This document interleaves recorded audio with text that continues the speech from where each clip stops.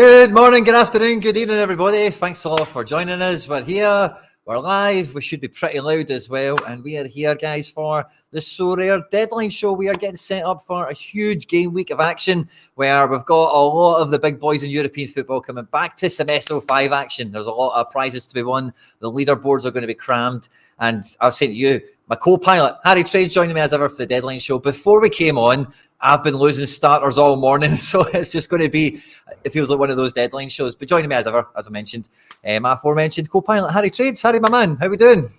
I'm doing well, mate. Yeah, how are you? I'm getting by. Just about reconfiguring teams and dropping them left, right and centre. We're going to get through all the news as ever for the deadline show for predicted lineups for this weekend, as well as like projections for scores and outcomes. Some that we do quite well with, some that we don't do so quite well with, but you know, we go for it all the same every week. And I think this week will be no different. There's some spicy matches around. And there's a few things kind of lined up on the channel already, guys. Harry, you know a bit about this, and so will maybe a few of these. But in case you don't, in case you're just catching us live now, I put a wee tweet out. I'm going to go for it. I'm going from 0 to 15 this weekend. That's my goal. That's my aim on Sorare Rivals. And we're going to be kind of trying to attack that on the channel with a bit of strategy and a wee bit of, a few bits and pieces. We'll get stuck into that after the deadline show. So just stay tuned to the channel and all that good stuff in between hand. And, we'll be back live throughout the weekend and blah, blah, blah. Lots of cool stuff happening.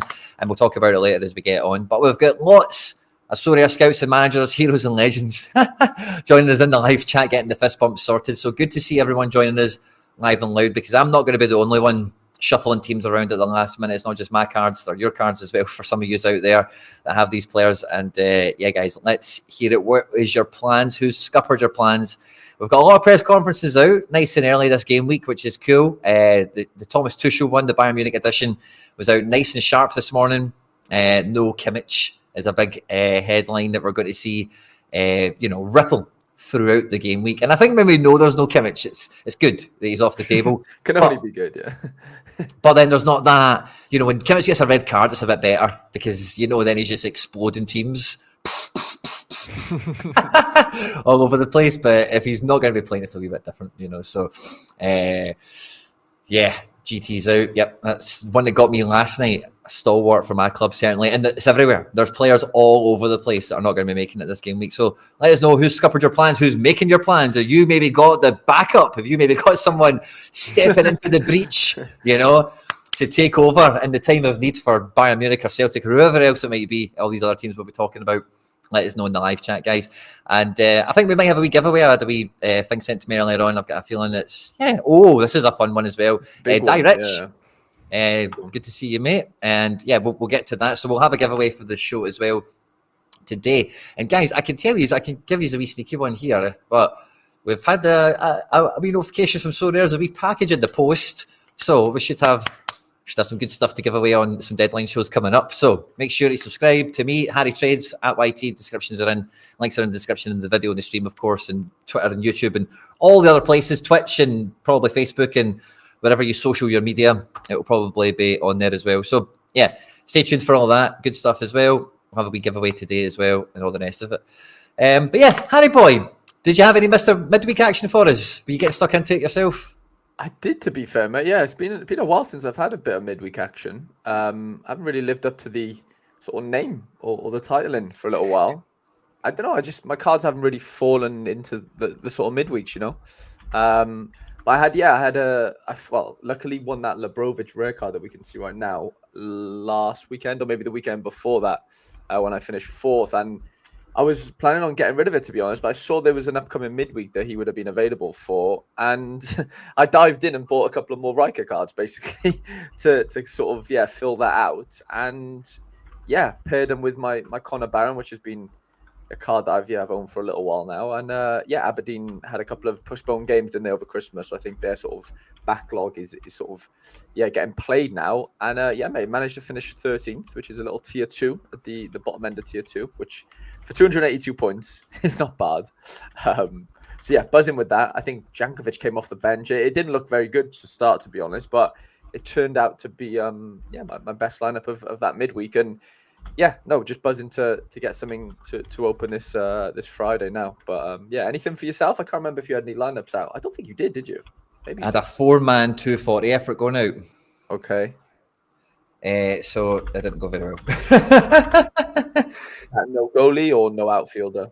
No striker, and the goalie was David Marshall, who conceded. Interesting. So it was just a non-starter. Yeah. Bottom. Interesting. Yeah, it was a weird midweek, wasn't it? It was like, what do we have? The Croatia. We obviously had Bayern, didn't we? There was a couple of games that had been postponed, and there was like a few just random ones in there where Sporting weren't in there. Who else was in there? Let's have a little look. Oh, you had like the Turkish games, didn't we? Yeah. We had the Turkish games, a couple of Mexican league games. Obviously, Argentinian league came back. Obviously, African Cup of Nations as well. Leeds played, which was an under-23 goalkeeper clean sheet there. Rangers played. So yeah, it's a weird one. There's a couple of big games. Oh, I mean, Zagreb not winning was massive, wasn't it? They lost 3-0. I think it was at home. It should have been away, but they changed the venue and whatever. That was a mad one, actually. No one really expected that. And then we had French second division, which I almost forgot about. So yeah, it was packed without it being that packed, if that makes sense, because we had quite a few like big teams in there, Fener and Gala and Bayern and all those boys. So yeah, it was a weird midweek, but yeah, very much looking forward to this weekend. Nanzo's dusting off the old Eric Dyer unique. It must have some dust on that. Jesus Christ. They're always winning. I don't know about always winning, and it's all relative. So but Mr Midweek is cooking. So good to see Harry boy getting back in there. But it's been the winter break, Harry, which maybe is, I don't know if that's prime time for Mr Midweek action, but it's been a wee bit weird, hasn't it? The fixture list. Yeah, honestly, Matt, I've not really been on it recently. Like, even on the weekends, I've been waiting for a few cards to come back. My sort of main gallery hasn't, like Premier League again this weekend. Like, there's just little bits I'm always missing, so I'm never sort of at full strength. But yeah, I would never have been able to put that line about had I not won, in under 23 a couple of weeks before. So that was like a sort of one of those compounding situations where it would never have happened, and I didn't. I was thinking of selling Labrovic. If he would have gone, I had a couple of offers for him. Again, that wouldn't have happened, So it just falls into place sometimes. Like, it's not as planned maybe as, it might look from the outside. I did buy a few Riker boys, like I said, and I bumped up the collection a little bit. So I was hedging myself in the sense that, if he did sell, then I'd probably try and sell all the boys, but he didn't. And yeah, obviously I made the team, and yeah, I guess it worked out that time, but it could have easily not have worked out. If Musiala scored a couple and a couple of the big boys didn't, or did turn up, then it could have been a different story, and I would have been, outside of the prize position. So yeah, it's just a bit of luck and a bit of good timing as well. Yeah. Well, hopefully you pull something all right then. It shouldn't be too bad. And we've got the matchups tab on screen, guys. So we might as well just get stuck straight into it because, I was doing the preview show with Laird on Sorare Data this week, and yeah, sadly Celtic not top of the list this week. They were top when it first opened, but those PSV odds moved by 1%. So they're 1% more likely to win their match. PSV, that's the key difference in the odd making there. Celtic significantly more favoured for the clean sheet, but then just maybe not as favoured to get the goals scored or whatever. But tight at the top for Celtic, PSV, Galatasaray in the mix there as well, and Fenerbahce and Sporting all at home before we then get to some of the kind of European heavyweights. Harry, how are you feeling about this game week? Yeah, pretty good. I mean, I'm lucky I have a couple of PSV cards, so that kind of helps. But then I look down a bit further, and I'm not really, too sort of heavily involved in the rest of the spread, bar maybe a couple of Barca boys, and that's kind of it. So yeah, I'm a bit not worried, but there is some massive cards and massive odds on show here. Like top 5 there, all challenger. So there's definitely going to be a challenger heavy week. We probably say it every week, obviously, right? But that does feel a bit funny how there's literally the top 5 is all challenger, and then we get into like the next 5 actually they're all champ, which is quite evenly distributed. Which is nice. We don't normally see that. It's always mixed in, isn't it? So yeah, I mean, Gala, Fener both played midweek. Even PSV played midweek. Actually, they lost a final in the cup, so that was a big thing for them to not win that game. And yeah, I'm just looking at the odds over there. Obviously, both have the same win percentage, but you guys have a way higher clean sheet probability, but a lower 3 goals scored probability. Yeah. So that's an interesting one there. But yeah, mate, challenger feels feels tough to be involved in this weekend, right? Yeah, for sure. And I think it is going to be, a real, for me anyway, and probably yourself, but it is, what battle do we pick? I think there might be a wee bit more attention in this show on maybe the head count as we get closer to the deadline as well, because, pick your battles, and if any is, I see they're sneaking into the top, like 15 or so, Sporting Cristal of, I think they're from Peru or something like that. If you've got any crazy cards that might be over there, maybe you've got a wee OP super rare or something, who knows, lying around. But yeah, tough game week from top to bottom, I think. And there's been a lot of chat, certainly between you and us over the last couple of weeks, with some dilemmas I've had personally, as well as just like podcasts and stuff like that, around like the under-23 division this week. And, right at the last kind of little thing, I suppose we'll get into the PSV team here, but Benfica, you were mentioning midweek, they had a cup game. I don't really know the outcomes of everything. I've not been that up to speed of it, but because of something that happened in midweek, Benfica's game's been moved to Monday rather than Tuesday or Wednesday, whatever it was meant to be. So Benfica now sneaking into the weekend at the last minute. So if you haven't checked your lineup build and you have Benfica cards, you now have some options probably. So have a wee sneaky peek at that. So just because some people didn't see the Greg Taylor stuff, I'm always surprised at some of the news that people miss when they own the cards and stuff. So just the last little bit of housekeeping, I thought I would just kind of throw out there right early for the Sorare scouts and managers, the heroes and legends that are joining the stream nice and live from, really the beginning of it. So thanks very much to all you guys that are getting comfy for the show today. We do only have 17 likes, guys. See, before I go chasing these for them later on, just going to hit the like button. If you haven't done it in a while, it goes all kind of rainbow colours. There's some wee firework emoji things go off. It makes you feel good inside. Sorare, no, you've done that. Your RNG, your good luck for rivals and everything else is set for the weekend. Now that you've done that, you can get comfy and enjoy the rest of the show. And supports the channel and everything else in between. So thanks very much, guys, if you could do that. So, me and Harry would be much obliged. Yeah, so first predicted lineup we've got for the weekend is the favourites, the big favourites of the weekend. Harry's boys, I think we just about call them. The PS of the V.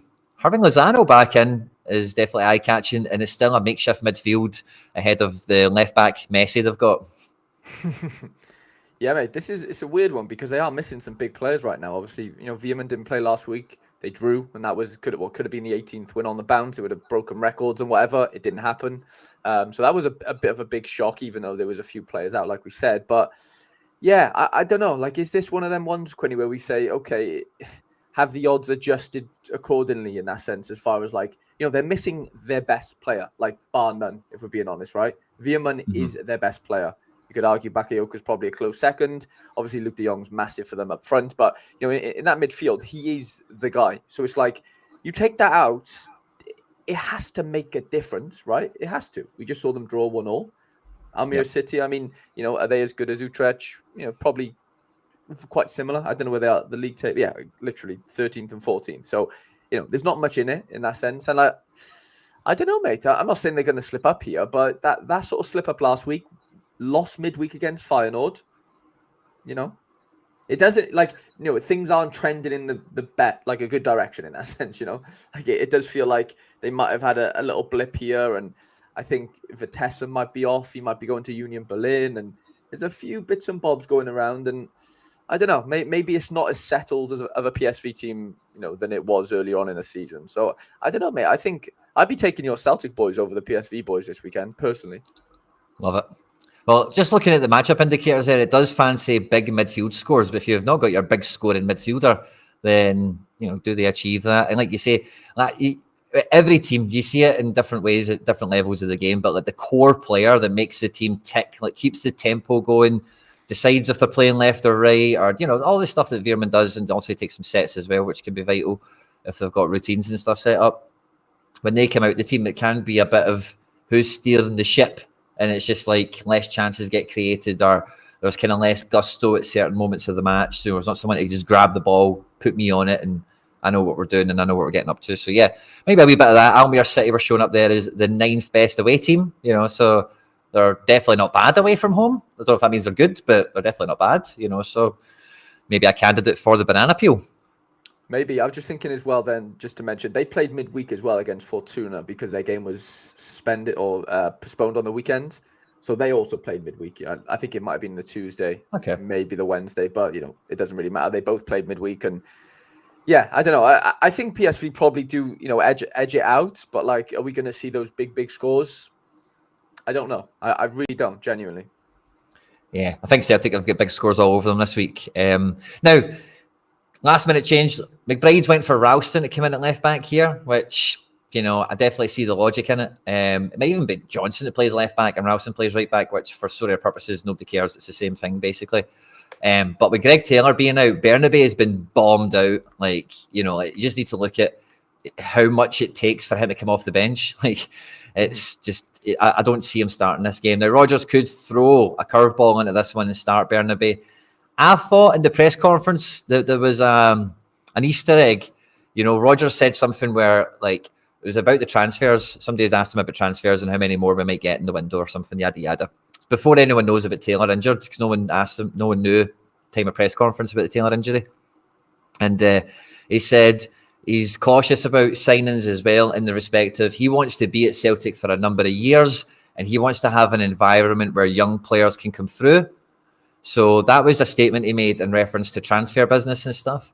Mitchell Frame has had minutes at left back, kind of somewhere recently. I forget where to reference it exactly.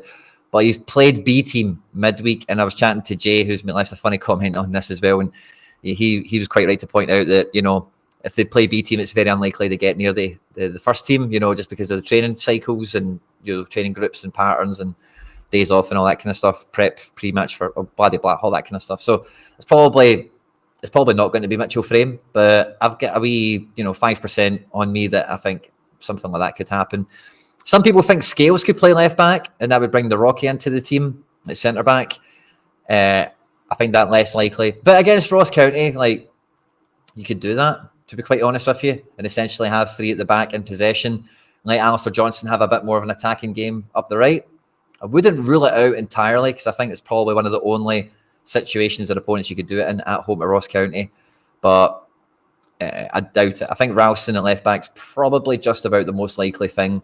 But that's like, if you don't need to be involved in this decision, don't be. You know, just play Alistair Johnson. It's probably he's the only one I would have at 100% in this game. Even Vickers 95%, 90%. I would have him at.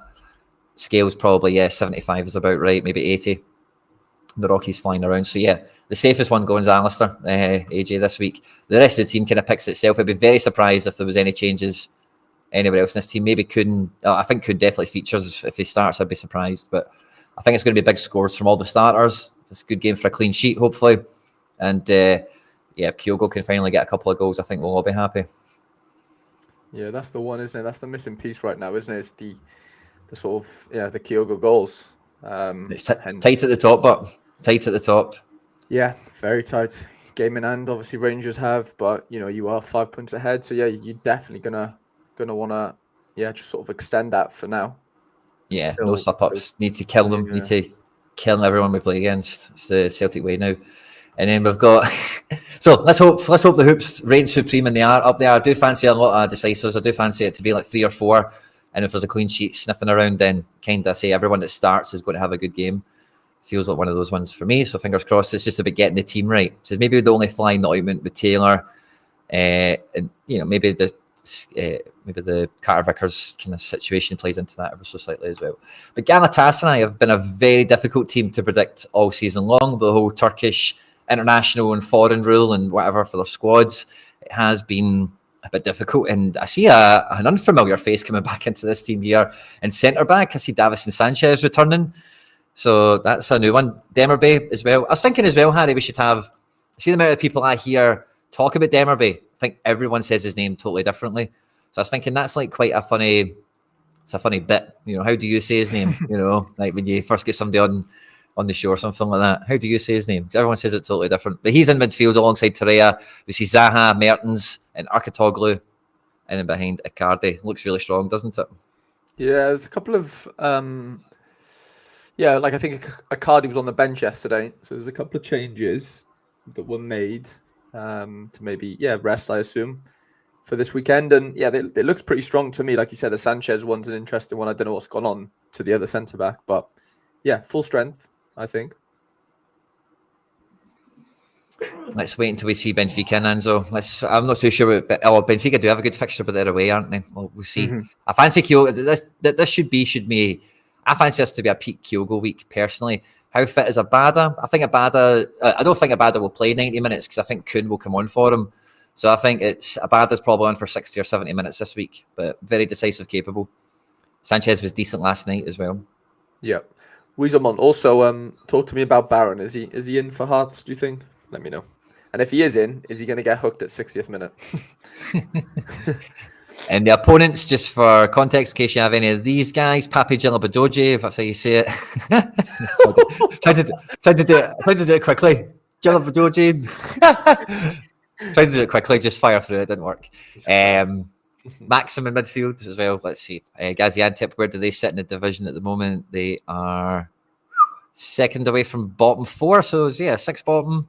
Not a great record, but they're not total pushovers, it must be said. And then we go to the big rivals in Turkey. It's Fenerbahce next. They're at home to Ankaragu. That's how you say it. And Ankaragu are 9th, so they're not too bad at the moment. Fenerbahce been a wee bit more impressive in the league, maybe. I know they're kind of level on points at the moment, but it's been Fener's season so far, really, hasn't it? Yeah, it feels like SO5 wise. I was just thinking then, I think they won 1-0 yesterday, I believe. There was a couple of big scores, but I don't think Dzeko didn't score. I don't think Tadic scored either. I can't remember who got the goal, but I'm pretty sure it was 1-0. I think Kadioglu scored really well, but he didn't get the decisive. He said a really good AA score. Is that who's behind Bonucci there? Behind Bonucci is Aziz. Okay.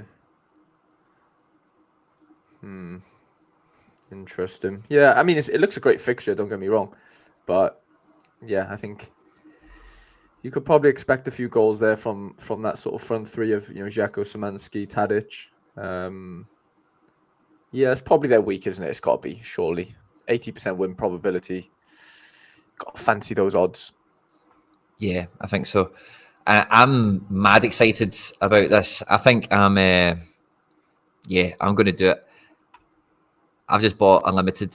I'll give it away in the stream today as well. So we'll have 2 cards to give away, right? I've just picked up a Rada Krunic. I remember talking about this when it was rumoured in the last transfer window, maybe at the back end of summer, that fell through. He's now went to Fenerbahce.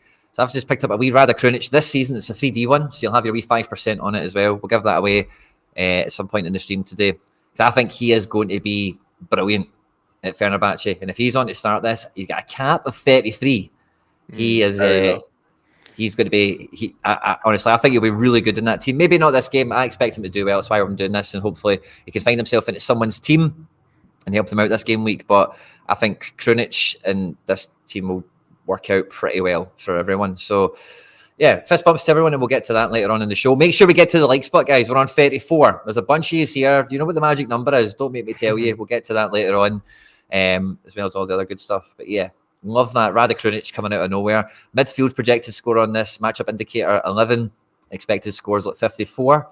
So if you can get that and throw in a decisive, that's that's a 75. That's an 80. That's a big score for somebody with a cap of 33. So yeah, love a bit of that.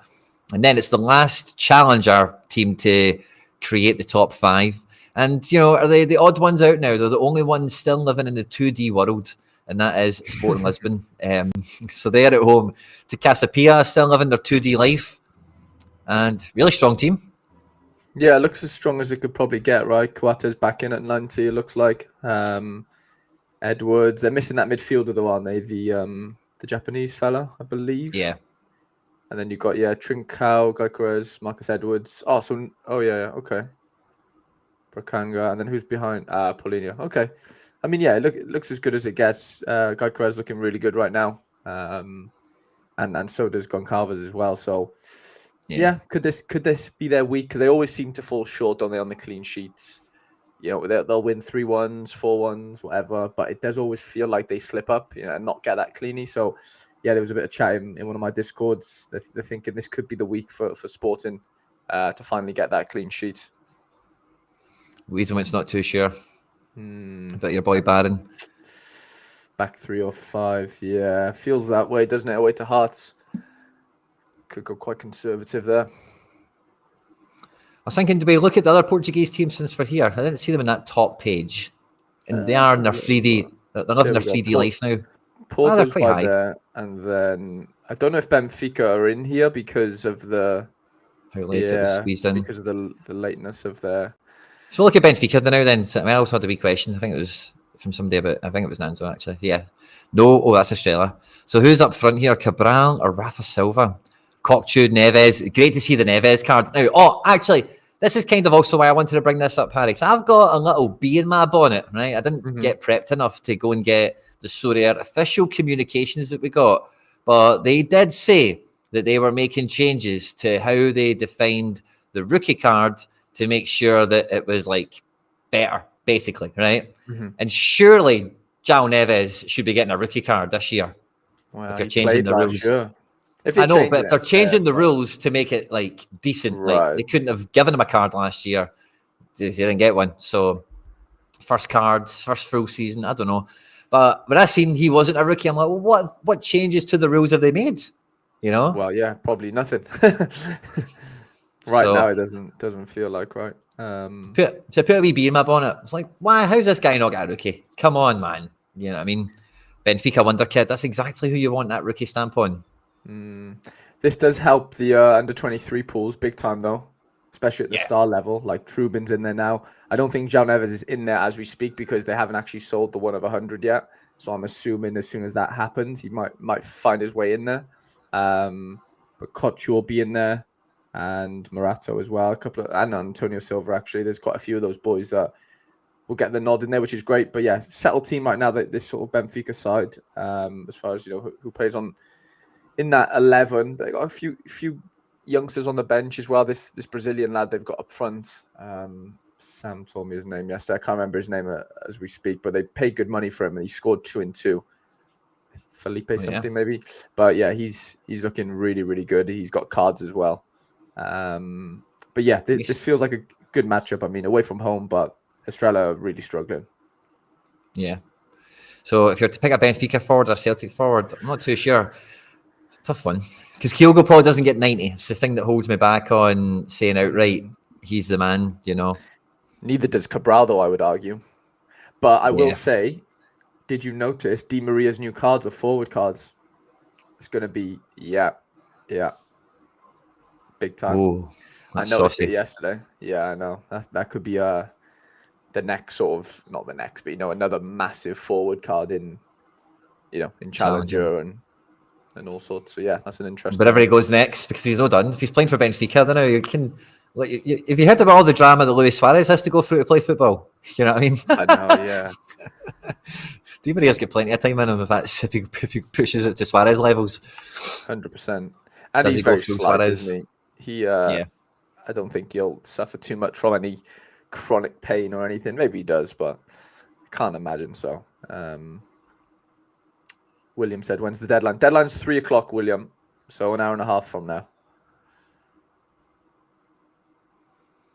Now, the next one we've got is, I'm quite surprised to see this as high as it is, but they are highly favoured to win, and it's hard to argue against that, really. It's Bayer Leverkusen, and it's 6th at home to Borussia Mönchengladbach. And I'm just reading the notes here, but there's maybe some shouts to say that Frimmy's injured.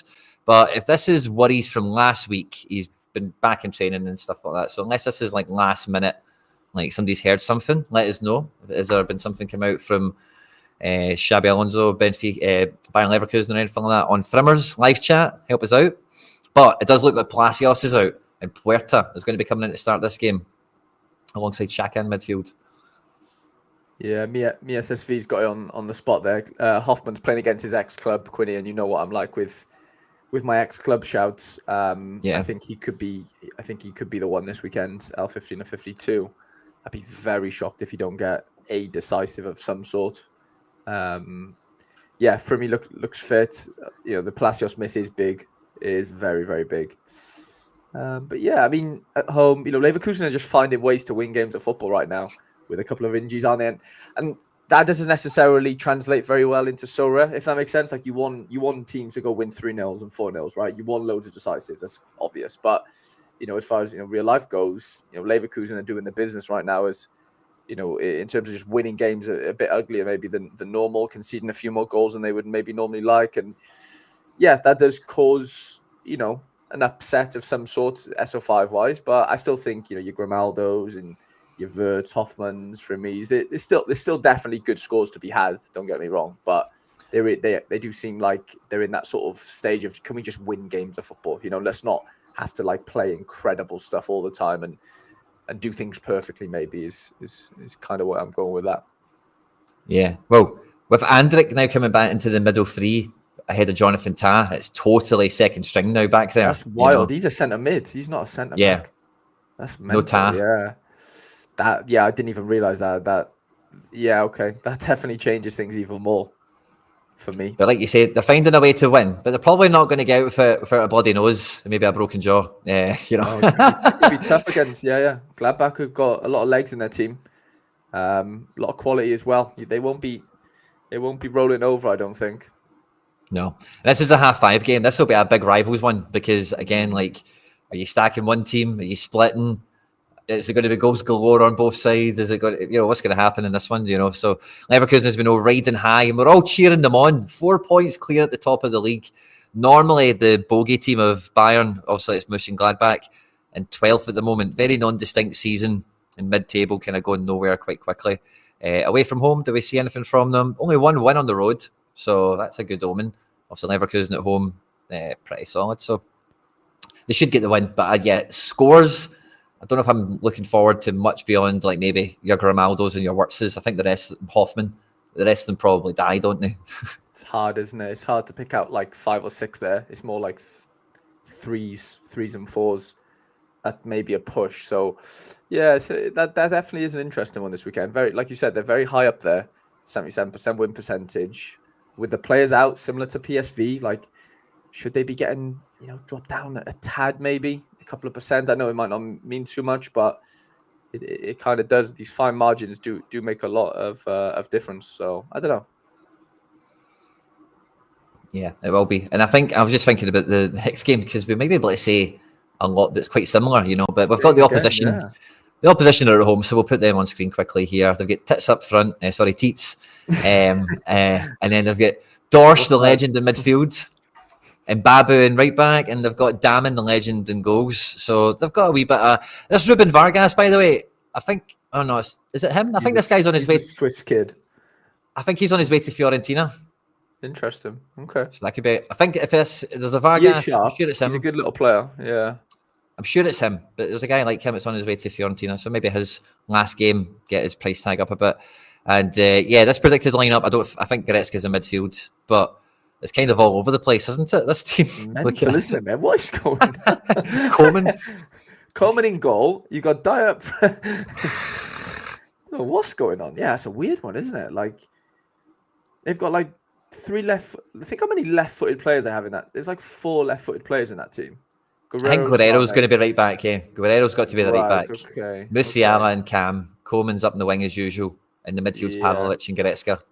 Unless they go Coleman right wing back of some sort, Imagine, man. Well, I mean, I know it's nuts, but what's the best way to injure Kingsley Coleman? I know what we'll do. Make him run all day.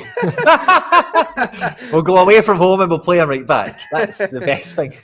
Oh my god, that's class. Yeah, that's a weird one. No Kimmich. What have we got? No Kimmich. No Upamecano. Who else is it? No. Is that kind of Laimer? Okay, no Lima, yeah, fair. So you're looking at Kim and Mizraoui. Yeah, Kim, of course. Yeah, 3 or 4 starters then, basically. Is this one of those games where they just slip up, Quinny, and really find it hard to score goals? Yeah. I think they'll still... I don't know. I think they should still score a goal or 2, right? Because they're Bayern, right? And there'll be a bit of open play quality, and they're always good for fucking a penalty and a direct free kick edge of the box, and that kind of thing. The big team, the big it's just the way it goes, isn't it? Mm-hmm. You see it all the time. Yeah, it's hard not to see them not score, isn't it? It really is. They'll get 70 or 80% possession. They'll just be dominating the ball. They'll get set pieces. They'll get a goal from open play, you think. But when you look at this, it does just look like they can't make any subs at this point. Like they've got to, isn't it? Genuinely. Yeah. They've got to win the game quickly. So they're 4 points behind Leverkusen. And yeah. I didn't realise Leverkusen are unbeaten as well. That's impressive. Augsburg in mid-table at home. not terrible. We only lost twice in 9. It's not a bad record, certainly. Yeah. But yeah, sitting in 10th at the moment, so not great, but they're at home and I see they've got tits up front, so there's obviously got something going for them. And then, Juve. Now, Juve are one of these teams that they don't often appear this high on the matchups tab. You know, they don't really influence the leaderboard like they used to back when there was less Champ Euro teams. Like a Juve stack was a bit of a thing, you know. Especially when they were minted quite early, weren't they? So, yeah. But not as much these days. And the team, like, is kind of understandable why. Defense still looks pretty powerful, just don't really have the cards for it. And yeah, it's a bit of a nothing team, SO5 wise, isn't it? It's weird, isn't it? It's like half the team is basically uncovered, really. So it's like or meh. Yeah, I mean, Vlahovic is on fire right now. Just having a look at the L15 and the L5, sorry. He's been scoring a lot of goals. I think we did the rivals with Juve last weekend, maybe, and I just noticed that it was away from home, wasn't it? They had a good little win. So I don't know. I think they're picking up form. Locatelli, nice little L5 there as well. McKennie's been sort of popping up with things. Danilo's always been obviously a decent scorer. I mean, yeah, there's pockets, isn't there? But like, there's nothing that you look at that and go, you could easily pick out a 5 there. It's not that easy. You obviously go goalie and who have you found? I was going to say, Harry, I don't know if you caught the story or data show with me and Laird previewing the game week, but I was calling you a slippery so-and-so because you always know about these under 23 goalkeepers, and Laird was telling me about one that you had. I can't remember the guy's name. But anyway, I found this wee guy and I thought, I bet you Harry doesn't know him. I don't. Seen this? I genuinely don't. Ah, yes. There we go. You've done me. Great start to the game week for me. I've got one up in Harry. There we go. So I don't know about him, but I know one of the guys I build lineups for. He has 2 Empoli goalkeepers, if that like the same guy twice, and that Berisha guy. Mm-hmm. And I just obviously kind of knew that he lost his spot, but I never really went into research, why or who and. Well, how old is that guy? Obviously under 23, but is he young? As soon as I seen under 23, I was like, "Kill! I would remember that." And I'll tell Harry. Never really. Yeah, you've got me on that. Juve 1 game ahead of Inter, 1 point ahead. So Empoli, like again, Serie A, it's just not a super cut league. Like sometimes there is the wee sneaky draw that happens or whatever. I still think Juve are going to win this game. Only lost once this season with 4 draws. Only conceded 12 in 21 games. It's very Italian. So it's probably not going to be exciting. Probably will be a bit of a win.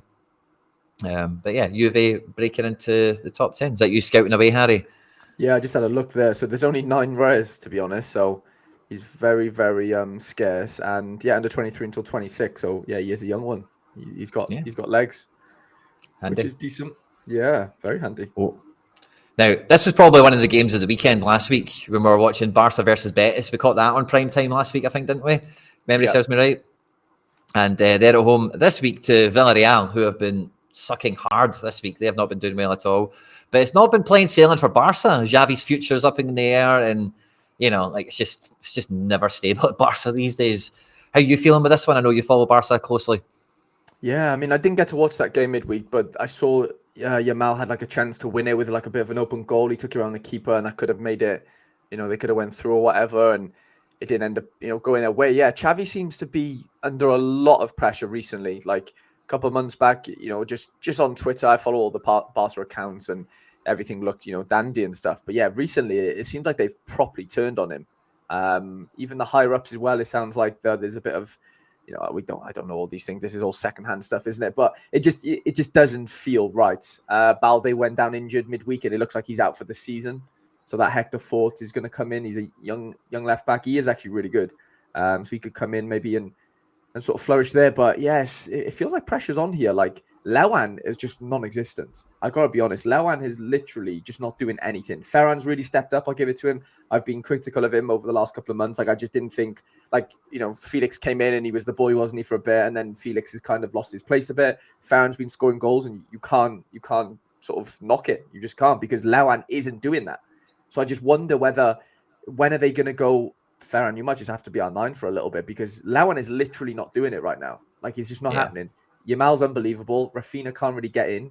And then it's like, do you just play Felix on the left and go Ferran up front? I think that needs to be a conversation, because Lewan's not pulling his weight. I think midweek or the weekend, Quinny, I think he had like something like 15 touches of the ball all game. I know, like, that doesn't. I mean, it might not sound not that much, but it wasn't compared, for a Barca team, and he's just not doing it, mate. I just think his legs are fully gone. He just can't do the things he could used to. Simple as. And this Victor Roque they've brought in, I don't think he's fully fit either. There's some question marks over him. Yeah, but, there's some weird things going on with him as well. Yeah, he looks a bit weighty, he does. Looks quite thick. So I don't know whether they're trying to slim him down or something, get him a bit fitter. I don't know. But yeah, it's not looking good for Barca right now. I can't lie. Just a wee side note, guys, we are going to be doing some giveaway action. We're only at 41 likes, but come on, let's get it going up. I'm also a huge Ferran believer and have been for a number of years, as my NFT will prove. But I got extra excited for this season at Ferran about a month or two ago when I started noticing all the Spanish outlets were calling him the Shark. So as soon as players get cool nicknames, that's when you know they're coming into one. The players play into that. Like Pedri calls him, everyone calls him the Shark now. Like Ferran is the Shark, and I think it just stems from like his a bit of his mentality in that sense. Like he's really knuckled down over the last couple of months. Where before, I think, he had his move to Man City. I think he got a bit big time in the nicest way possible. I think he just got lost in the sauce a little bit. And, he's back to doing what, footballers should do is kind of do their job, and not kind of, get distracted, which, is easier said than done. I'm not saying I wouldn't do the same thing, but like, it really feels like he's like doing things right now to help the team, where before it kind of felt like he was just a number. He's really sort of stepped up. So, yeah. A lot of pressure on Barca to really keep in that top space action, try and bridge the gap as best they possibly can to the top two there. Girona obviously mugging everyone off at the top, but Villarreal are like squandering down at the bottom. Like all these teams here are in proper danger. Like Celta Vigo, Sevilla, Mallorca, Villarreal, that whole clutch of teams there. Like, yeah, it's dangerous times for and big teams there though, Quinny, right? Like big clubs, Villarreal, Sevilla, like. Yeah, you just couldn't, like in my time on Sorare, I can't remember seeing, Villarreal especially, and maybe Sevilla like that, in sort of free fall. It looks horrible for them. We've got another big trip to Germany at home this weekend. Borussia Dortmund, the yellow wall will be back out, and they are let's have a wee peek at the table. Yeah, they are fifth at the moment, but they're still fighting for third, along with the surprise package of the season, Stuttgart and Leipzig. But yeah, they're at home. Royce looks to be starting this one ahead of Sabitzer and Ozcan. That's a fun midfield. Schlotterbeck, Hummels, Munier, Maatsen in defence, Meyer coming into goals. I did hear some Kobo chat. I didn't really know what it was all about, but I see it now. And bit of a L1531, not great. You want that to be 0. But home at Bochum, there could be some Dortmund action here. Maybe, but there is a few big sort of players missing here. No Brandt, obviously the keeper. There's I know obviously Royce coming in. There's definitely quality to replace it, but like it feels like one of those situations again. Maybe not as prevalent as the Bayern one injury wise, but Sancho 50-50, and I think maybe the good thing about Dortmund, it feels like they got a little bit more depth in those positions that they're kind of haven't got fit players for as much as maybe Bayern do. So. Yeah, I don't know, but Bochum have been. I'm pretty sure Bochum have been picking up a few results, Quinny. I don't know if you can find that out. I could actually. Let me see. 14th at the moment. If you can check form, that'd be great. So they just beat Stuttgart last game. They drew a Bremen the game before that. Okay, they lost to Leverkusen 4-0, but then they beat Union Berlin 3-0. They've picked up 7 points out of 12. Like, it's not terrible. And before that, they lost to Hoffenheim, beat Wolfsburg. So. Mate, honestly, I don't know. Mate, again, it's just one of those ones where we look at it and go, yeah, they are at home, but they're missing a few boys, and should they be as high, win percentage wise as that? I don't know. There's a couple of frauds in here, Quinny. We say it every week, right? There's always a couple that let us down. PSV was the team last weekend with the draw. There's more than one. Feyenoord drew with NAC. It happens a lot more. Bayern, who did Bayern lose to? The game, not midweek, but the game. Werder Bremen. Werder Bremen. It's like, man, you look at all these 70 plus, probabilities. That unfortunately, a couple of them are just going to slip up, and it's just, you just got to, not have the banana peel of the weekend. Yeah, sorry, I'm just catching up with some of the chat here as well. Yeah. Arezzo goal. I think I did see. Is that the volley from the edge of the box? I did see it in La Liga. Who was that for again? That was one of those It was unexpected in the results cup, last wasn't it? I weekend. think. Yeah. Was It it was the in the cup? cup midweek, I believe. Yeah. I did see it because I've got a guy called Arezzo with a Z, and when I seen it, I was like, Okay. Arezzo. Was it him? He don't So yeah, score goals. I definitely see it. I'm probably going with Yangel out of those ones. I don't know Samuel Costa, but off the top of my head, if that's a Valencia guy maybe or somebody else, I'm not too sure. But yeah, Dortmund in this kind of pack of maybe guys that are riding a little bit too high. We don't normally feature Rangers too much on this show because they're never normally like right up there, but they have been busy in the transfer markets. I think I'll just put a wee face on them for a second. Yeah, Fabio Silva, he's got cards. He'll be playing. He looks like alongside Matondo, Cantwell, Raskin, Suter. All guys have got cards. St Mirren, I think St Mirren have got some stacks out there. They've got a Celtic player in town now, Quan, so he'll be playing like two men in this match. L15 a 0 could be absolutely cheat code playing against Rangers just for banter, or he might get absolutely crushed into the ground. The game might be bigger than him. Who knows? We'll soon see. But yeah, St Mirren not too bad. They're fifth at the moment. At home, they've lost 3 out of 11, pretty solid. And Rangers away have lost 2 and drawn 1, so it's not invincible from them on the road. And yeah, that's back to Challenger. And then, Antwerp. It's kind of the one I wanted to mention here, Harry, because it's probably the kind of most fun transfer we've had so far this January from a Sorare perspective. Last season's probably number 1 rookie card to own. They won the Belgian League. They went into the Champions League. He scored against Barca. He ran the show against Shakhtar. I'm talking, of course, about Arthur Vermeeren. Antwerp, who's no longer there. He's went to Atletico Madrid. But we've got Antwerp here, and it's the post-Vermeeren era now for them. How do you think they're feeling with Ketia and Elkenkamp in midfield? So it's interesting. So Elkenkamp would normally play in that 10 role. So I'm guessing he might drop down maybe to the 8 potentially to allow somebody else, whoever that on Drecker guy is, to come in potentially. I don't know too much about him, but Elkenkamp's a good player, and so is Keita actually. But yeah, who is a better player is obviously Vermeeren, right? 25 million pounds or euros, whatever.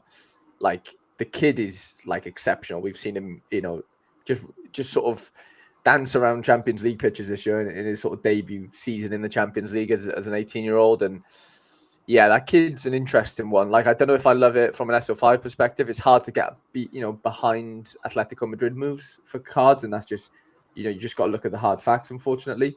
If he was to go to like a Barca or something, then, you could argue there's definitely scope for a better SO5 scorer. And I'm not to say he'll never be a good one, but you won't see the scores he was putting up at Antwerp. It's just a fact, I think, for the short term, and that's fine. He's a kid. He'll take a while to get introduced to that league, but he is exceptional. Like, he is phenomenal. Like, has everything you want in like a number 8. Like, he's so good for his age. It's incredible. His intelligence, everything. I'm quite confident you get Vinny Souza scores out of him quite quickly. I think the problem is you don't get him starting regularly. It's just how you just need to give me a midfielder that scores that well for Atletico, and it's like they've not had this whole time, but they've not had a defensive mid like him. They've been playing with Kondogbia, Witzel, Koke, guys that aren't nippy and quick and. He has more legs. He's younger. Yeah, he's fit. I get it, but I still don't think that comes through too much, personally. I think it'll be good. Not early. He might be good on the eye in real life, but I don't see there being good scores. When I say good scores, I'm not like, if we have a look at his scores for Antwerp, he was like smashing it. I'm not seeing. I'd be very shocked if we see like 80 pluses from him at any point in the near future, personally. But I think he's an unbelievable player, like incredible talent. Fair. I don't think we'll look at Sporting Cristal. I know I made that joke at the beginning of the show, but I don't think people have cards for that. Which will take us on to Nice next, who are at home to Metz. This game's on Saturday for anyone that's interested in the kickoff time. Nice are currently second in France, 1 point ahead of Brest. Nice, Brest, Monaco. Nice. So it's Nice, Brest, Monaco, Lille. And that's quite a tight top 5 there, isn't it? Even Reims. What about that one? So it's so it's PSG, Nice, Brest, Monaco, Lille, Reims, even Marseille. That's a real tight, isn't it? Yeah, it's very tight. Nice are flying high, to be fair. I mean, they're still 8 points behind top, but for second, Yeah, they're doing well. Oh, Cho at 80%. Good player. L1527. Very good player. That could be good. That's one to keep an eye on.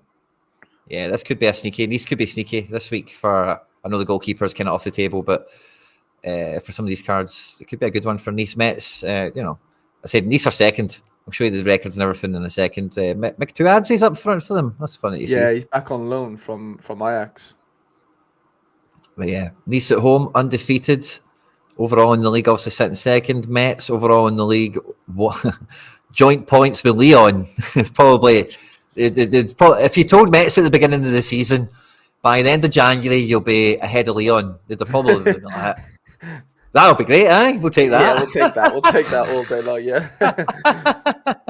But it's not quite what it once was, I suppose. But let's see on the road, are they notably? No, they're not bad. They're 8th for away, so maybe not the clean sheet. But I do fancy L1527 Cho, even Laborde 41, the Dishmai 42. There could be some good cap options there. Definitely, 100%. And then we get PSG Brest. First against third. Quick succession in France in terms of the matchup tabs. Yeah, first against third. I don't know if Brest can really do much in this game. Is there who they got up front? Mooney, bit of a target man. Kenny Lala, the streets won't forget. Beazle in goals. Yeah, I build someone's. I think it's Bithorse actually. If you're watching Bithorse, shout out to you. But he has a Brest stack, and yeah, when he like a couple months ago, I was building lineups and they just went through a bit of a dire spell. But since then, they've kind of come back and they've got a really good defense. Like they keep a lot of clean sheets. I'm not saying they're going to do that away to PSG, but they are they're up there for a reason. They are very they are a very good team. So PSG might find it quite tough there. Home crowd maybe.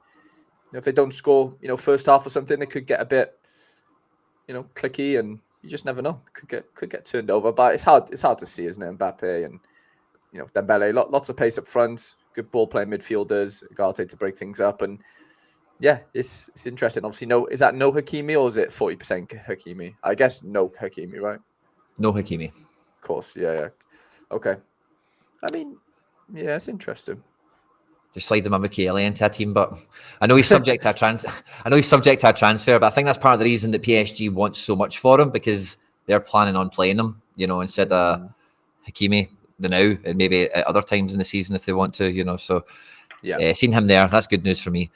But yeah, very strong team. It feels like Barcola is coming onto a bit of a game as well. It feels like he's the guy, not Muani, not Ramos. He's the guy that's kind of formed the front three now, isn't it? Yeah, I think they've lost faith, haven't they, in any of the nines that they've brought in, and they've just gone, you know what, Kylian, obviously you can play anywhere you like on a football field. Just go put Barcola on the left and just go two wingers and go, Mbappe as the 9, because yeah, like you said, Muani and Ramos haven't done it, have they, at all? No. Muani, I was quite disappointed. I'm quite surprised with his lack of production thus far. I think really highly of him. I thought, along with Dembele and Mbappe, it's just France up front. How can it not work? It feels like it'd be easy, but no. Yeah, football's not easy. Nice breast for Quinny. Nice breast. Or is it these breasts? Oh, Ekatike as well. And Ekatike, who's away. Yeah, great shout. He's off it as well. So yeah, they've got like a curse, haven't they, with their 9s, PSG? Still running away with it, but domestically. Of course. Yeah. One loss. Yeah. Absolute canter this year for them. Mm-hmm. I was going to say something else as well. Yeah, so we've got 2 cards to give away, guys. I'm giving away a Rada Krunic, who I think is going to be OP. And I've not told you who the other one is yet. I'll tell you who the other card we'll be giving away is. He's got a good fixture this week. He's been one of the informed strikers in Champion Europe as well. And it's a great giveaway. I'll give another little giveaway as well. If people want to do digging, then they can. This card was actually used, I believe, to win All-Star Limited last weekend. Nice. That exact card. So yeah, it's got good pedigree. It knows how to win a division. So not a bad card to win. So we're at 50 likes, guys. The magic number, I'll tell you all now because there's enough of you here. The magic number is 67. We need to get to 67 likes and then we'll do the first giveaway. It sounds like we've got 3 on the go. We want to get them all done before the deadline. It's an hour-ish to the deadline. We want to get these cards into your club so you can use them this game week because they're all absolute killers. So yeah, get the likes up, guys, and then we'll get stuck into that as well. PSG we had there, wrong button. Ghent is who we've got next there. So we get Ghent. And yeah, I think every time I see Westerlo, I just can't write them off. So I like some of their players now. Their scores look pretty decent. But Ghent, pretty solid. I'm a big fan of Ishmael Kunduz. Obviously, Kunz is a bit of a go in the community. Desart's been on fire. This Samos has been on a few radars recently as well. Decent team. Yeah, it is a good team. They did slip up though last Friday against Mechelen, or however we're going to pronounce it. I think they lost 2-1, so that was a bit of a shock. To be honest, Westerlo lost 3-0 to Club Bruges, and that was one of the ones where, when I was looking at my Madsen, I think last week he had like a double A, and I was like, this is not a double A. Like, they're playing Club Bruges away. I just don't see them even getting a goal here. And I'll be honest, I do get those vibes this weekend as well. I don't think Ghent will slip up here, to be honest, and I think I struggle to see Westerlo scoring. Could be maybe a little Tanilla, Desart, goal, assist, 100, something along the lines of those. Maybe Sven Kum's little 65, 70, just trotting along, walking his way to 70. You can just kind of see it now for me. I don't see Westerlo really troubling Ghent too much here. I'm sorry. Did I have the lineups on screen there? No, I don't think you did, to be fair. Oh, sorry, guys. Sorry. I was just clicking through pages there, and I thought I'd done it all. I was going to move on to the next game, and I seen the page hadn't moved, so apologies. But yeah, here's the teams for everyone in the standings. Getting in third at the moment. Westerlo down in 11th. So yeah, interesting one from them. And then Osijek, wee bit of Croatia action. It's always funny when we get to Croatia and it's not Zagreb that's first, but Osijek are at home to Rudez, who are one of the whipping boys, as far as my memory serves me. And here's the team on screen for anyone that's got them. A little bit less kind of covered player-wise and whatever. Not one of the more dominant or well-known teams, but yeah. And this is who they're playing against. And here's the standings. Osijek in 4th. 4 points, man. That's mental. Yeah. That's actually crazy, by the way. 40 goals conceded. Oh, my. That's mental. I didn't think it was that sort of, bleak for them. Wow. Only 7 goals in 19 games. That's like San Marino, isn't it? That's bad, isn't it? Did they... Oh my God, I don't know what's going on there. Anyone in the chat knows what's gone on with Rudez? Have they stripped the money, or what's the situation there? They've only scored 2 goals away from home in 10 games. They'll score 3 this week now, watch. You know this. They're bound to, aren't they? Vukmanovic is about to tear it up. Is that what we're saying? Big Vuk. Loving it. By the way, looking at that team again, this cell 15-25 looks much better all of a sudden, doesn't it? For this whole team now just looks incredible for Cap. When I was building lineups last night, to be fair, I think Ian mentioned it there. A lot of the boys I was building lineups for actually have a lot of these Ozcheck cards, and yeah, they all came up really highly on Sorare data just because they've been outperforming their L15, but also they have one of the best matchups. Well, probably the best matchup of that weekend for them, for that league. Sorry. Yeah. And then how the mighty have fallen. We are an hour into the deadline show, and who's that? Who's that we see? Who's that? Is that Feyenoord? No. It can't be. I thought Feyenoord were right at the beginning of the show. Is that not what happened? What's Feyenoord doing all the way down here? Is that really them? I mean, let's give a bit of, they are playing FC20, who are like 3rd, I think, right? Yeah. Or maybe 4th. They've slipped up, recently. Okay, still 3rd. To AZ 4th, and yeah, big win midweek, like I said, with Feyenoord beating PSV. I think Quinton Timber scored the goal. He took it really well, actually, 1-0. So it's an interesting one. Very, very settled team right now. I think Hartman went off injured last week, but it looks like he's back. It feels like, looking at this. So yeah, no sort of question marks, I wouldn't say. Obviously, 20 have just lost Ugalde, haven't they? So that's a massive loss for them. Big Ricky up front now. The Norwich King of Norwich. I don't know. He was a massive part of anything they were doing, going forward goal wise. So Yeah, finals just been kind of allowed me to fit the stack in 240. I Loving mean, yeah, it's probably come at a good time because you're playing a very weakened 20 side who have just obviously lost one of their best sort of strikers. And yeah, if you can fit them in this weekend at home, I don't see there being much downside to that. So Feyenoord at home have lost once, drawn twice, scored 26 and 9, which is almost 3 a match, which is beautiful, and conceded 8, which is just under 1. And 20 away from home, scored 17 and 9, just under 2, I beg your pardon, and conceded 1 a match. Only 4 wins out of 9. That's probably not the right way of saying it. Probably only two losses out of 9 is a better way of saying that. 3 draws. Could be a draw, this one, but top of the table clash. Bit of a 6. It's more important for 20, I think, to not drop the points than it is for Feyenoord to get the points.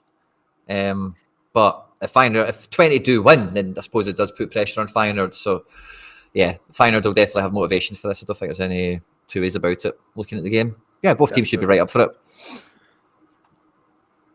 Yeah, and then who have we got? Just probably not a smashing fixture. What's the odds of? Yeah, they're still quite likely to win. 67% win probability for Feyenoord.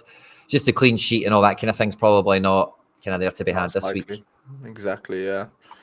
This is a tricky one, I think. The Real Madrid fixture, Quinny, if you want to have a look at that one. Away to Las Palmas. I mean... Ooh, away to the island. You don't want to be going to Las Palmas away. You just don't want to be doing that. They're a horrible team to play against. Play some really good football. Mate, no Bellingham as well. Las Palmas are nippy. They're nippy, they're nippy. And yeah, no Bellingham. Real Madrid's probably all the headlines we're after here. Rodrigo and Vinny up front is what it looks to be. Brahim Diaz is still managing to squeak his way into this team somehow, along with Nacho and centre-back, Lunin in goals. Otherwise, but quite a Real Madrid team. I know Mendy's probably going to get shown the door, but it's a pretty strong team. But like you say, Harry, going to, I forget what island it is they're on. I think it's Tenerife. I'm not sure if that's right, but, or is it Gran Canaria? It's one of them. It's down it's one of those really far away islands they're on. It takes like 4 hours to get to. So it's a proper away trip. And when you go there, Las Palmas play their football. They do their thing. They've got their home crowd there, their home pitch stadium. And yeah, it's not really been easy plain sailing for many. Las Palmas, this might surprise some viewers of the show, are 8th in La Liga at the moment, despite having 8 losses, which is quite a big amount, I suppose. At home, especially notable, they've only lost twice. Quite low-scoring affairs overall. Real Madrid on the road have lost once, scoring 18 and conceding 7. Real Madrid under a lot of pressure, obviously, to keep pace with Girona, the mighty Girona at the top of the table, with their game in hand. But Las Palmas have been I've been a little banana skin team for some already. And with the likes Munir, ex-Barca, but Maxime Perome, obviously wonder kid signed from Argentina for City. Moliero, we spoke about quite a lot. Kirian Rodriguez, great scorer. Mika Marmal, we've all spoken about. And the goalkeeper has been an absolute legend. I don't know if you've seen this, but his XG prevented is off the charts. It's like 4.5. And like the next person in the list is like 0.7 or something. Wow. Yeah, he's been phenomenal, hasn't he? What a sort of season he's had so far. Josh just said in the chat there, Las Palmas, one of the best keepers on the site. Yeah, his scores have been exceptional as well for SL5. Ajax climbed up the board quick. Yeah, they did. Didn't really mention them when we had the chat. It's Gran Canaria. Yeah, so it's one of these. It's basically Africa is where the island is. It's a long flight. So it's not an easy away game for anyone. So yeah, that will be a bit of a banana peel. And then there is Ajax. I wasn't sure if we meant up on the leaderboard or up on the screen, but the running order that we've got here. But I suppose it's probably a bit of both, as we see them up next. They're away to Heracles. Ajax currently 5th. Wow, they have shot up the table, haven't they? They were like around the relegation zone. Literally bottom. I think they were bottom. Yeah, were they actually bottom? Yeah. Well, no, they were around it, to be fair. But yeah, it's mental, isn't it? How sort of quickly they've managed to just sort of resurface, I guess, because it was looking real bleak for them, wasn't it? But they've been really good. I got to be honest. They've really turned it on. The front three are scoring goals and assisting, and obviously Hendo to come into the mix as well. It obviously can't be a bad thing. And yeah, it feels like things have clicked in at the right time for Ajax before it got like really bad. They managed to turn it around in the right moment. Look at that. Look at the front three. I think we mentioned it last week though. 90 elf. Bergwijn, and then Bergwijn 73. Brobby scoring goals, and yeah, is it going to be Hendo's sort of debut this weekend? I think they probably try and keep him for a home game. If he's 50-50, they probably keep him on the bench and give him a wee bit of a kickabout sort of thing. I don't know. We'll see how it shakes out.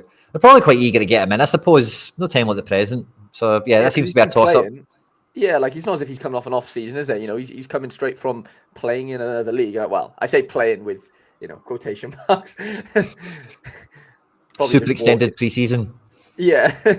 Never really got out of probably first gear. But yeah, Hercules, I mean, they've got a few decent players. Big Jizz up front. Have you seen Jizz before? Yeah, Jizz Hornkamp, yeah. Jizz Hornkamp running the line. And Hugma at the back there. And Wyckoff at the back. Wyckoff and Jizz Hornkamp getting together. If we're going to be entertaining the crazy Dutch patter. So yeah, Ajax might be a little bit underrepresented on this running order, I think so, yeah. For some of the other teams that we thought were, in your words, frauds. And then we find Zagreb, who may be underrepresented as well. They're away to Istra. It being away maybe does take a wee bit off the... Oh, wrong button for me. This button. Baturina, heavily linked to Shakhtar Donetsk. Looks to be starting this one. Petkovic is in. And Perkovic in at left back. And not the Sucic we know, but there's a Sucic there. Kaneko, L5 of 79, is taking over the Croatian league by storm. And the goalkeeper situation is still a bit shaky. Yeah, I mean, they lost 3-0 midweek in that sort of derby game against Lokomotiv. And yeah, man, I don't know. Dynamo Zagreb they just don't seem to be able to get it together right now. It looks real bad for them. Yeah. Well, I take me a bit of Hajduk Split fun. I mean, yeah. Jesus, 41 points, 7 points. Okay, they got a game in hand, fair enough. So if they win that, it's 4. Still a great time. Riker as well. Yeah, man. Dynamo are really needing to get some points on that board. Oh, very quickly. Well, look at this won't come up, so we'll just look at it since we're here, right? But it's first versus second in Croatia. Hajduk Split versus Rijeka, 4:45 on Sunday. So if you want to get a wee flavour of what Croatian football is all about, maybe that's the game to do it with your Sunday afternoon. Hajduk at home, don't draw, and Rijeka away are kind of just a normal team, I guess. Oh, Laszlo Kleinheisler is back in town for Hajduk Split, along with Lavaja and Sahiti. That's a good front three, by the way. Krovanovic in midfield has been a player in the past, and still no Ferro. Why is Ferro not ever playing? It just makes us all sad. He just hates playing football, I think. And then we've got Rijeka with Deliver, who's been a bit of a legend. Labrovic, your guy, in goals, obviously. Fruk is making a name for himself. And Piaka, yeah. Finally getting a good L5 to his name in 2 games, 75. So, yeah, this could be fun.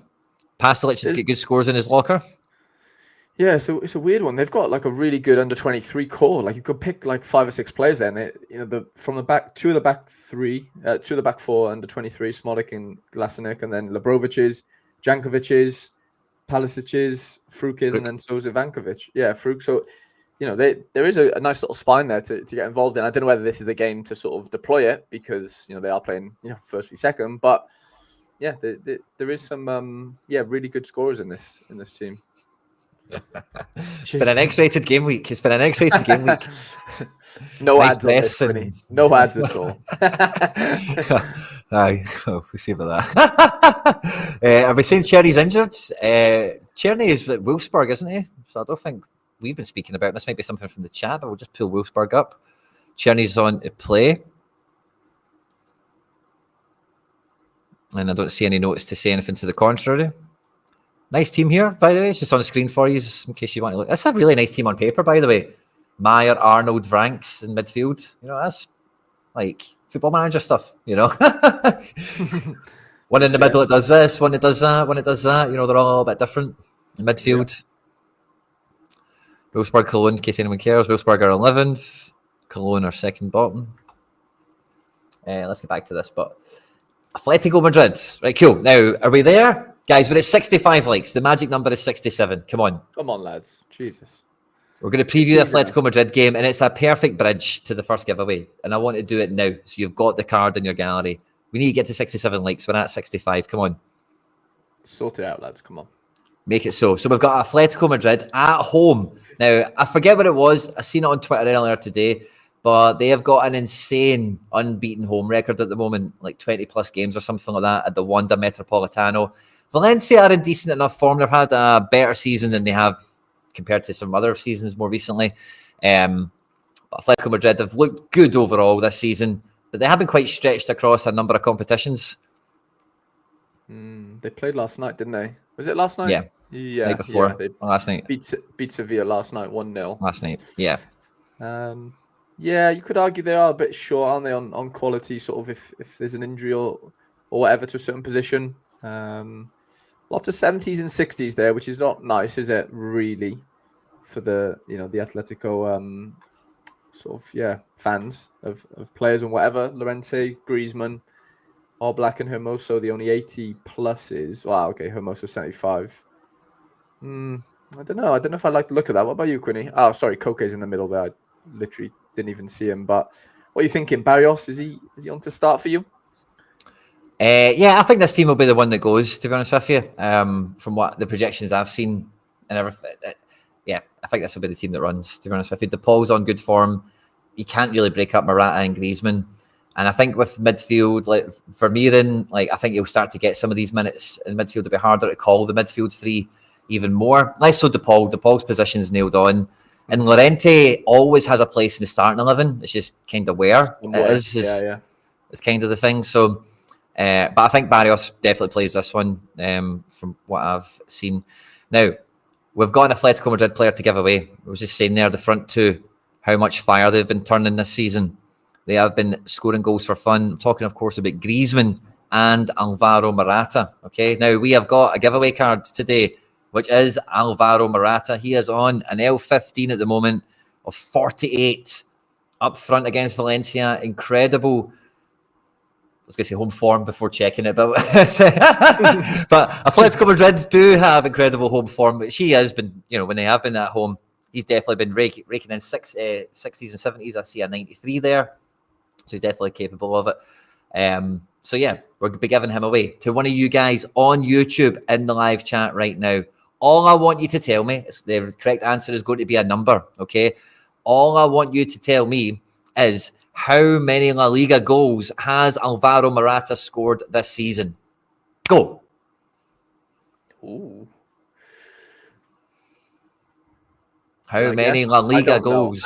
I haven't got a clue. You can guess, yeah. Have a guess. I'm going to say 12. Was that a good guess, Harry? Okay. It's a good guess. That's all I'll tell you. It's a good guess. Random guess. Okay. Now, I'll tell you this. Antoine Griezmann is the 5th top goal scorer in La Liga, and he is on 11. Is Morata above Griezmann, do you think, or not? Ooh. No, I wouldn't say so. Actually, I don't know. He's had a couple of good games, 2s and 3s and braces, and maybe he is, Alvaro Morata is joint 3rd on 13 goals. Griezmann in 5th because there's 2 people joint 3rd. One was technically 4th. So yeah, 2 goals ahead of Griezmann, 1 spot ahead of him on the board, technically, kinda. And yeah, we'll get a winner out and we'll get that shipped over to you now, guys. So lots of right answers coming in. It's just about finding the right one, the first one that's on my screen that is correct.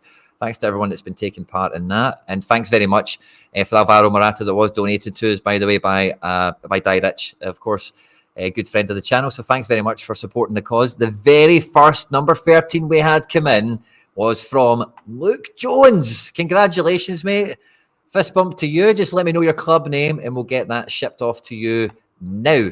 I do have another giveaway that we're giving away before the deadline. Rada Krunic, L15 of 33. He's 3-dimensional. You'll have a 5% bonus on arrival to you. He's moved to Fenerbahce. He's playing with Szymanski. He's playing with Dzeko. He's playing with Tadic. It's Eastern European joy for Fenerbahce and this team at the moment. They are just loving it over there. 65 on his debut. Look at that. And a 1-0 win, 29 AA. This guy is going to deliver that. If he can get a wee decisive as well, that's an 80. No problem at all. A 90. He can score super, super big. We'll be giving him away before the deadline. I'll be asking a little kind of pop quizzy question. But guys, we are only on 77 likes. For me to give away the Rada Krunic, we need to get to 100. Can we get to 100 from 77? I know we can.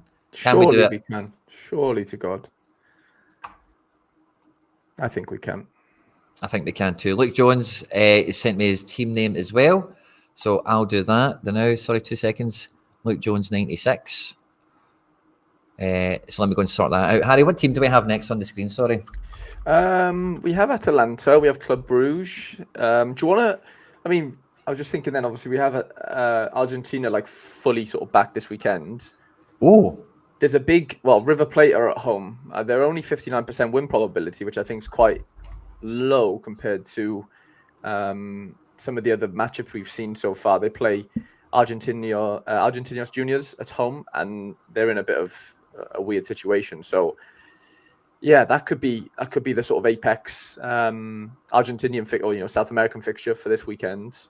Just off speaking to Isco yesterday on the podcast, we had him on Value of Talent, and yeah, he dropped a few gems for us. So let's go open it up. Sorry, mate, just a wee bit behind you. So what game do you want me to open first? River, if you don't mind. Oh yeah. Speak more on this than I could, but just from talking to him yesterday, obviously Calidio sort of down to start L15 of 37. I'd be very shocked if he doesn't outscore that. Barco's obviously the main man still. We're still missing out. Isco's big River fan, but he said they're still missing some big midfielders like Echeverry's to come back into this. There was a couple of other ones as well. Why can't I think of them? There's 2 others as well that would. There's a new guy actually they're signing from another team in Argentina that would come in, and they've got a right back, Boselli, I think his name is. He's at the under 23 pre-Olympic situation. He would probably play right back, but Herrera will be this weekend. But yeah, Diaz, Armani, the sort of the main sort of defensive stacks and players are kind of still there. There's just obviously some buffer players in between. This feels like the goodish matchup. And then you've got Racing are the other sort of very good matchup, I believe, from what we were talking about last night. Yeah, Quintero's team, Arias and Sigali. You're always seeing those sort of stacks. Almendras, yeah, could be Almendra's season. Isco was telling me as well. So that's it. Sorry, Josh. Lanzini, of course. Lanzini's out for a month, Quinny. I don't know whether you saw that news a couple of days ago. No. Little hammy maybe. So a couple of big players to come back into that side. They feel like the 2 main sort of matchups from what we were talking about last night. Obviously, Boca play, but they play away to Platense, who I don't think is that good of a matchup for them. And Boca's team doesn't really have that many cards that you'd want. Pretty minging, isn't it? It's a weird one now. Yeah, that left winger, Bolade. Cavani's in behind there as well. Yeah, it's a weird one, mate, right now. Obviously, no Barco and a couple of the boys who, Medina, they're losing a lot of their under-23 boys to this pre-Olympics. So you've got Ezequiel Fernandez and then, Medina, 2 really good players. Valentini, centre-half. So they're depleted big time, Boca, I would say, compared to... River seems depleted as well, but they've got the strength in depth, I think, to combat it. Are these group stage games of AFCON, are these knockouts? I think these are the 4th games, aren't they? So, yeah, they must be knockouts, no? They've got to be. Yeah. I would say so. Yeah, everyone's played 3. So some knockouts. Don't think do we have any teams?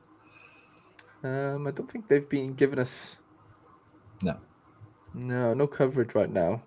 That'll be a good one for rivals on the telly. Senegal v Ivory Coast. That'll be fun. Should be fiery. Yeah, that'll be decent. Nigeria, Cameroon. There'll be some names in that one probably. I'm trying to think. Are we missing anything obvious? I'm just having a little scroll down the list here. Milan play at home to Bologna. That feels pretty good. Just having a little scroll through.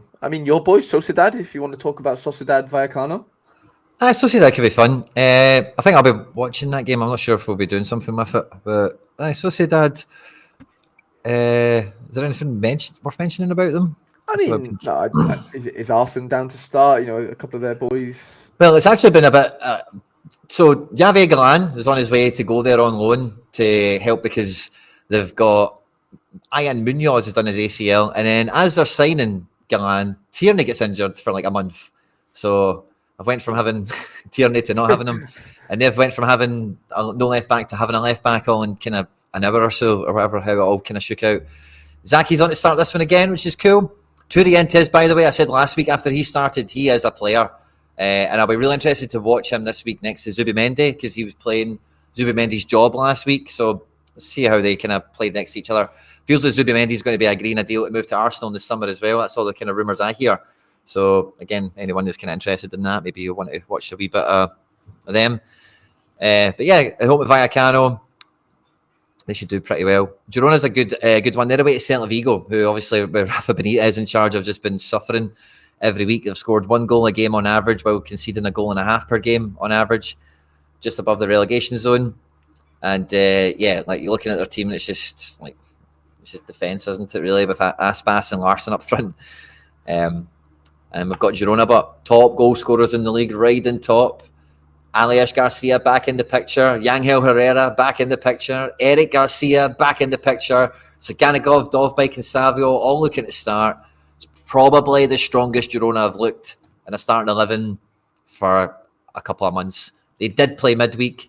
They did lose. There was a lot of rotation and a lot of subs, minute management going on. But I think this team is probably the team that plays. And I reckon they'll probably get enough possession against Celta Vigo. There'll be a lot of AA in this match, and the trick will be catching the decisives, because there might be, might not be that many. Might be a game they only win 1-0 or 2-0 or 2-1 or 3-1 or something, Mm-hmm. Okay, that's interesting. And we had another shout here to look at Napoli. Somebody mentioned the goalkeeper situation, and they've got an interesting match. They're playing Lazio this week. So the Lazio team is on screen. I think it kind of picks itself against projections. It's not, Castellanos is in. Oh, that changes. I've got a forward. Yeah, I've got a forward I didn't have. That's fun. Cool. And for Napoli and goals, Galini looks to be in. 3-3-1-3. Jesper Lindstrom coming in, L15-28. He's good if he's starting, but they'll probably bring on Ngong, who's a new signing, so he probably won't play 90.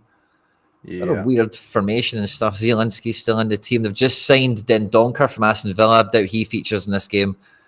It's a weird graphic we've got here, certainly, anyway. But yeah, that Castellanos is going to give me an extra little headache in a good way. Yeah, you definitely take that out of nowhere, isn't it? Yeah. It is out of nowhere. I didn't even think to check it. I just thought he'd been dusted. To be honest with you, I just thought that was him. He's done. So I great shout on the Napoli check. NAC and go ahead. We'll have a wee peek at that. Any other requests, feel free to shout them out. We're 35 minutes away at the deadline, so we'll do this for nearly 5 minutes or so. We'll check out Harry's teams. We'll give away the Krunic. I'll finalise my teams. And that'll probably be us at the deadline, guys. So I've still got a card to give away. We'll do imminently. Harry's got a card he said he'll give away. We'll do that maybe right on deadline-ish. Is that okay? Did I?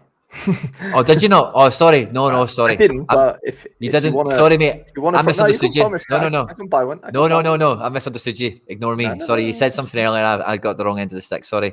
I misheard you or misunderstood. So sorry.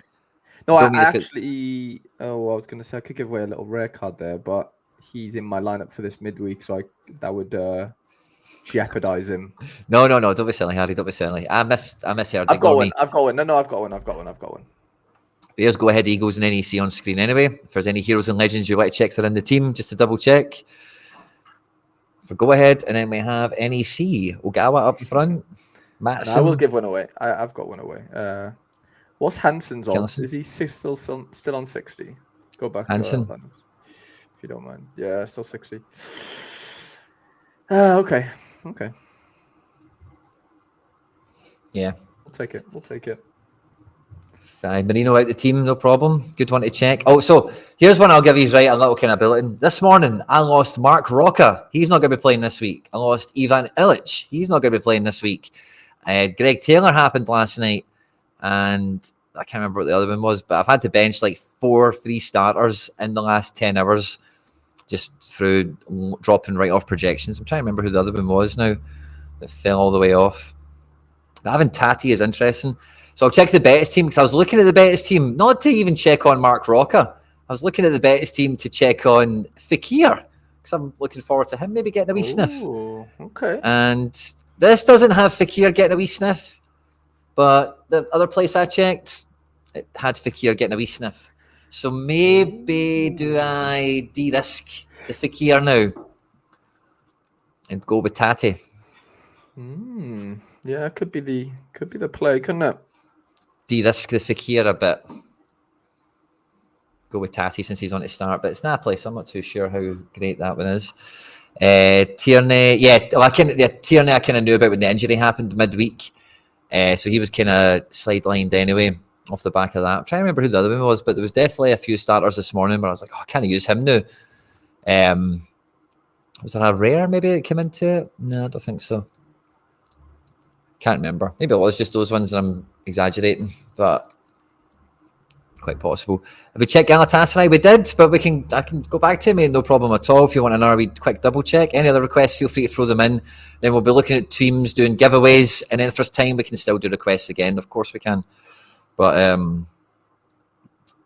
try and keep the show as entertaining as we can. But there's the Galatasaray team for you.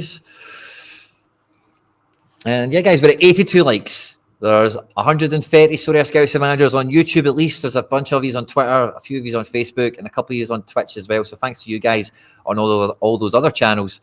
But we need to get to 100 likes, guys. Come on, we're at 82. I normally ask you to get to 88 for the next giveaway, but I thought there's a lot more of these here. We could get to 100, surely. If we get to 100 magic, as long as we get to 88, I'll be content. But come on, guys. Can we get to 100? Come on, lads. If there's any other teams you've got a wee recommendation for, then USG I see as well. And a lot of people are talking about Bowie to Bayern. Yeah, so that maybe increases the Mukiele situation, like him playing for PSG. Oh, so Anderlecht at home to USG. So Kasper Dolberg, Forgan Hazard, and Andres Dreyer. It's a front three. Yari Verscharen in midfield. I feel like we looked at Anderlecht a week or two ago and I got that excited. Kasper Schmeichel in goals. And then they're playing USG team on screen here for you just now. That's a fun one. They played USG last night in the cup. Oh, good. And they lost 2-1. USG, little K-Mac got red carded. Oh yeah. So yeah, Anderlecht didn't look great.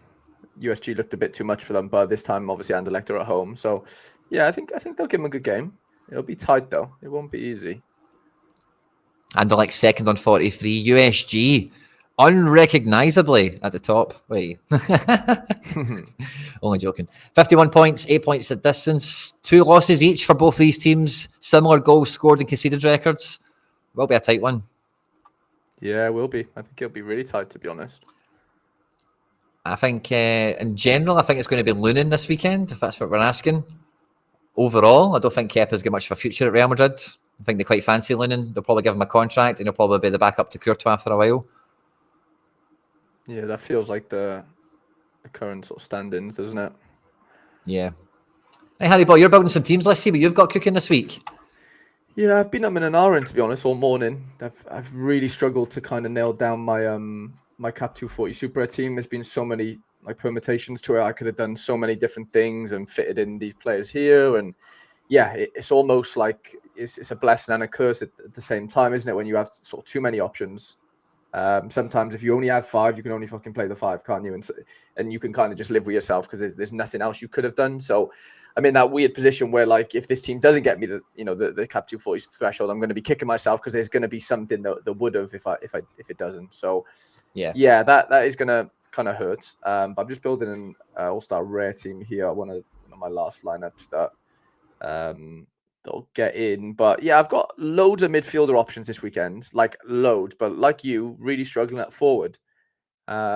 Just not got the depth at all at forward that I would like.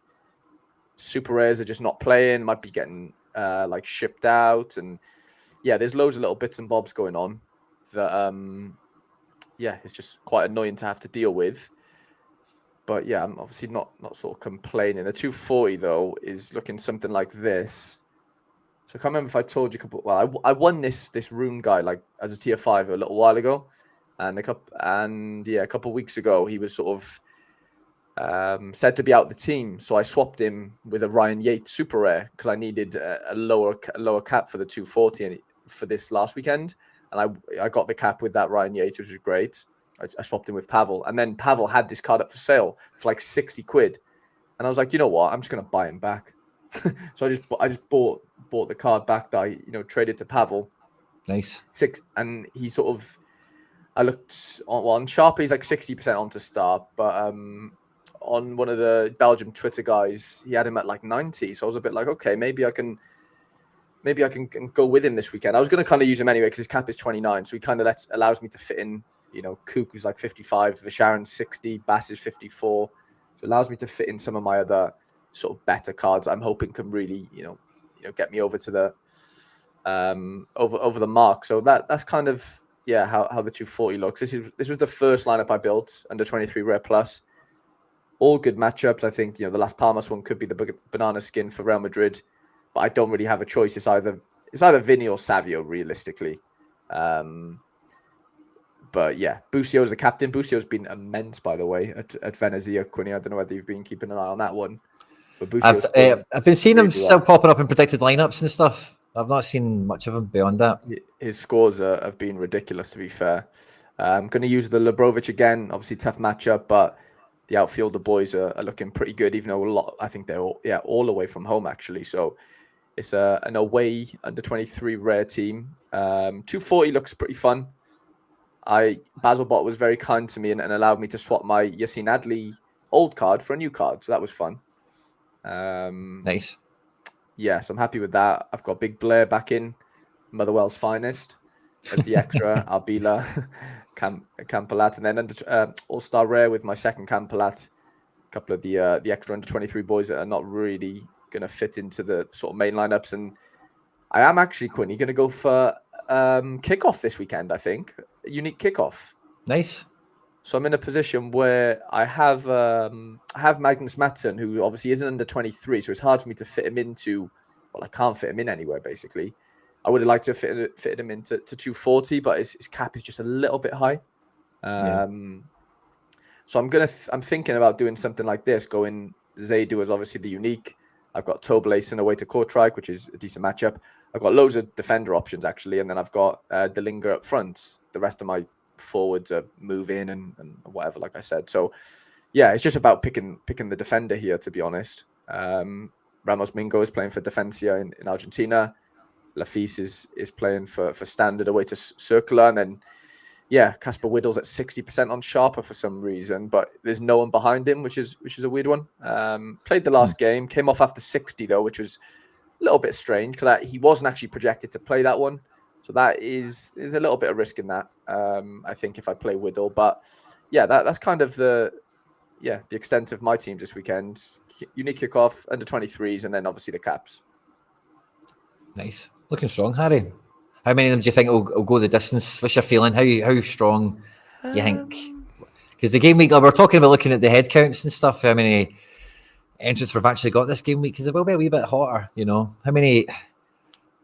It's hard to say. I mean, there's a lot of missing players. There's a lot of teams out there that aren't as OP as normal this week. Definitely, yeah. I think the under 23 Rare Pro got a really good chance. If I had to guess, just really need Teze to find his sort of form from the last, beyond the last 4 games or so, and then Timber to maybe get a DA and get me to maybe a 75-80 from him. And I think Vinny, Busio, and Costa could do the business outside of that for the rares. But I'm not in love with any of them. It could be one of those weeks where you just sort of scrape by, maybe scrape a few threshies, and maybe I hit a card in rare plus in under 23. So honestly, I'm not immensely confident, to be honest. But I don't look at them and go, none of these have a chance. I look at them and go, they all have a chance. Where sometimes I pull lineups out and I just know for a fact they're coin collectors, right? So Jack says no prem. That hasn't helped. And Jonathan says Hansen is a bit risky. He is a bit risky, I know that. But I'm just struggling to fit in everyone else basically if I play Delinger as my 240 super rare striker. So I might have a little tinker, but that's where I'm at this weekend, mate. What about yourself? Obviously Celtic back, so I'm hoping you're pretty strong, no? I think I've got 8 teams sitting here. I think they're all kind of strong, right? We'll go from the top and work our way down. You can tell me if I'm living in dreamland or not, right? But I think for All-Star, right, Celtic are obviously right top of the matchups tab and all the rest of it. We spoke about Bayern. We've did all that good chat. This just feels like number one. This feels like I'm winning when I look at this team. We're going with Joe Hart in goals, Captain Scales at the back, Unique McGregor in midfield alongside big LG Goretzka running the show for Bayern this weekend. And then we just need Kyogo to just turn up and do his bit. Finally, get a 70 Kyogo, score 2 goals, get a goal and an assist, do something, but break 70 this week. And I'm buzzing. Yeah, I'm really hopeful. I think I've got a really strong team here, and I think it all hinges on Kyogo. I just need him to actually turn up and deliver. But at 86 likes, guys, come on, push it. Can we get to 100? Come on. Once we get to 100, I've got a big card to give away right before the deadline to someone to get into their teams for this game week. But I think that's my number one team, Harry. Yes, it looks really good, mate. I'll be honest. Yeah, I'm not, like you said, Kyogo is probably the only weakling. But the good thing about a super forward is he just needs a decisive, right? All he needs is one decisive, and you're in with a shout then, aren't you? So that would be, I'd be really confident going in with that lineup, 100%. Yeah. I'm quite hopeful for it. I was just wanting to check the head count there. So 360 entrants at the moment, 57 prizes. I think I'm hopeful. Top 10 is what we've got to aim for. Similar ambitions, but maybe less confident for Champ Super Rare. I've still got a unique running. I've got another playing goalkeeper, and then I'm just splitting between Girona and Sociedad here. So I'm hoping this will be good fun. They're all projected to start. But the problem I've got with goalkeeper outside of Hart, and then who I've got in 240, which is Sorare. The other 2 keepers are both get rubbish games, and they're both the exact same cap score. So it's kind of like just flipping a coin, who's going where, But Couto and Martin should do well, score big, and I think Oyarzabal and Mendes being at home will probably be good for them. Both teams have had cups and midweeks and stuff to play with and worry about. But I think all the players I've got here have been rotated well enough. And the prize pool on this one isn't too shabby either. It's not as good as the All-Star one, but again, hopeful we can get like top 10's kind of where it's really at. But if I got top 20, I would count that as like a moral kind of achievement, broke into top 20 with a bunch of, B-listers as it is, And in that division, there's 141 entrants. So getting into the top 20, I don't think it's beyond me. But Cap 240 is where the headaches have been coming, where I've been losing all my starters. I just started off with Taylor. He's going to play. He's nailed on. He'll be fine. Started off with Roca. He's one of the best midfielders in La Liga. He'll play. He'll be fine. Illich been taking corners for Torino. Plays all the time. He'll be fine. And one by one, the team is dripped away and it's been chipped away at. And I'm nervous, Harry. I'm nervous because I'm using the Girona collection to the maximum here. I've got Espinoza, who's moved to Colombia. He's played one game, the last game, and he scored 48 with no clean sheet, which in my world, that's like a 60, right? If with a clean sheet. Yeah. But how do I know he's playing again? How do I know this is a good game? How do I know anything? I know nothing. I know. Yeah. I know what you mean. I hope he plays. He should play. I've got no reason to think he's not going to play, but I've got no reason to think he is going to play really either, other than he played the last match and he just came from Europe back to Colombia, should be in the team. But yeah, went with Captain Yangel. Lorente loves 240. He's a very good 240 character. And club legends, Soria and Unal reunited, and they are very good cap mode players. And at home at Granada, I think this team should just get me the threshold. As long as it gets me the threshold, I'll be happy. But if things go right, the team could punch. Could they get top 20? Top 20 in this division is a bit more fun. Top 15 is kind of where the fun begins, I guess. Could we get top 15 and scoop a wee freshie with this team? I'm not going to rule it out. But if this Espinoza kills me, I'll be pretty annoyed that I've went with him in that division. Because part of the dilemma, Harry, I've got 4 super rare teams. I've got 4 full super rare teams. Right, okay.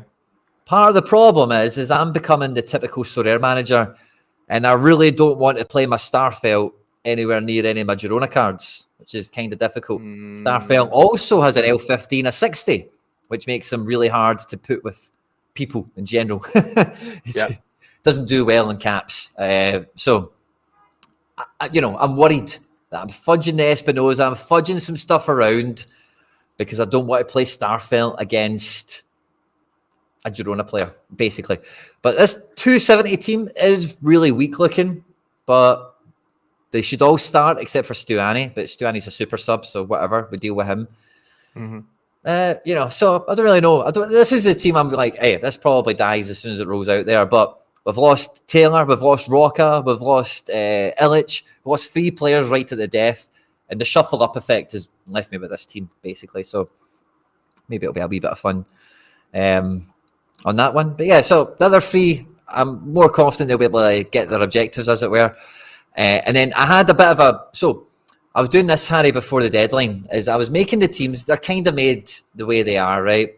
But what I did was I totally scrapped it, and I tried to just go make one team that will win. Just do the old school way, forget about under 23, forget about Champion Europe and all the rest of it. Yeah. And ultimately, I couldn't really bring myself to do it, to be honest with you. So I broke it apart. But I was going to have Trubin and Wirtz in a different team. But I'm playing under 23 rare this week. We've got Trubin, 12% XP, cooking, loving life. We've got Frimmers, should be on to play against Gladbach, and Wirtz, we know that's meant to be a great game. Top of the table, they should be cooking. The Shark is in town, of course, Ferran Torres. I've also got him on 12%. And then we've got Savio, the main man in La Liga at the moment up front. So quite hopeful for a wee bit of under 23 action in this one. And it was really because in All-Star Rare, I just have to put the whole Celtic team together. I can't really justify playing like Savio over Abada or Kyogo, because I think they're probably, in an ideal world, they're all getting into between the 75 and the 80 realm. So why would I mix the matches up? It's kind of what this became that typical manager a little bit this week with the rares. And then with the 5th man spot, I'm just like, why would I not just play Abada? Because he'll outscore Kyogo and blah, blah, blah, whatever. So I'm ended up running this in All-Star Rare. We're going with Captain O'Reilly. Big scales in defence as well. So, yeah, really strong team. I hope it does pretty well. Abada will be hungry. I agree with you, Johnny TH. And then in Cap 240, I'm kind of all over the place. I've just tossed in Castellanos because he's on the start now. Ahead of... I had Benkovic, who's a centre-back. He probably scores about 50-odd points or something like that. It's probably quite safe. But when I seen Tati there, I was like, I could just throw him in and then make the team a bit more fun. And maybe I've just undone this team all of a sudden. But I think Fekir's going to play. And I want to captain him. And I think if Castellanos starts, he'll probably score. That Napoli team didn't look that hot. Both teams are under pressure. If he's starting up front, I make him nippy. So I'm just going for it, I think, for the 240. And then I'm left with a 220 that's quite powerful, I think. We've drafted in Mukiele. We've got limited Kostic. We've got Zaki, who's on to start. But what do you think, actually?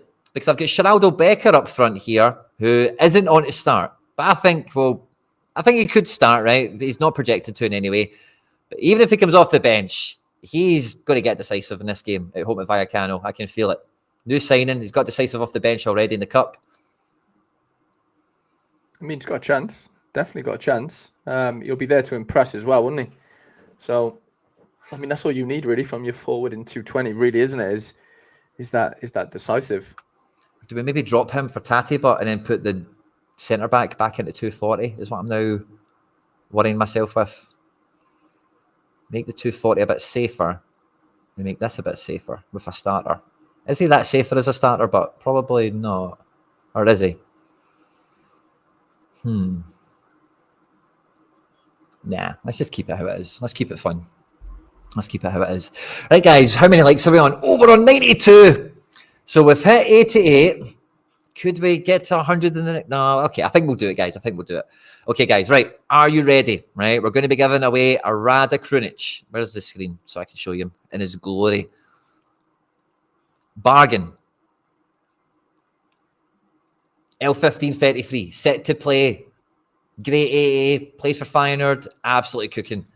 Don't forget training lineups. Oh yeah, I'll do that in a second. Better get this shipped out pronto as well. Okay, guys, how do we give this one away? Oh, I tell you what.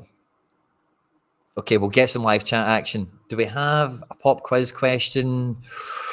What is a pop quiz question we could do for the legends and managers that are here? Let's have a think.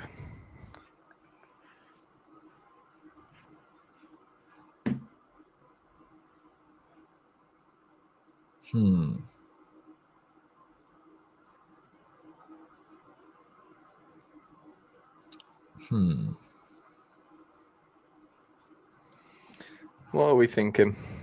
What are we thinking?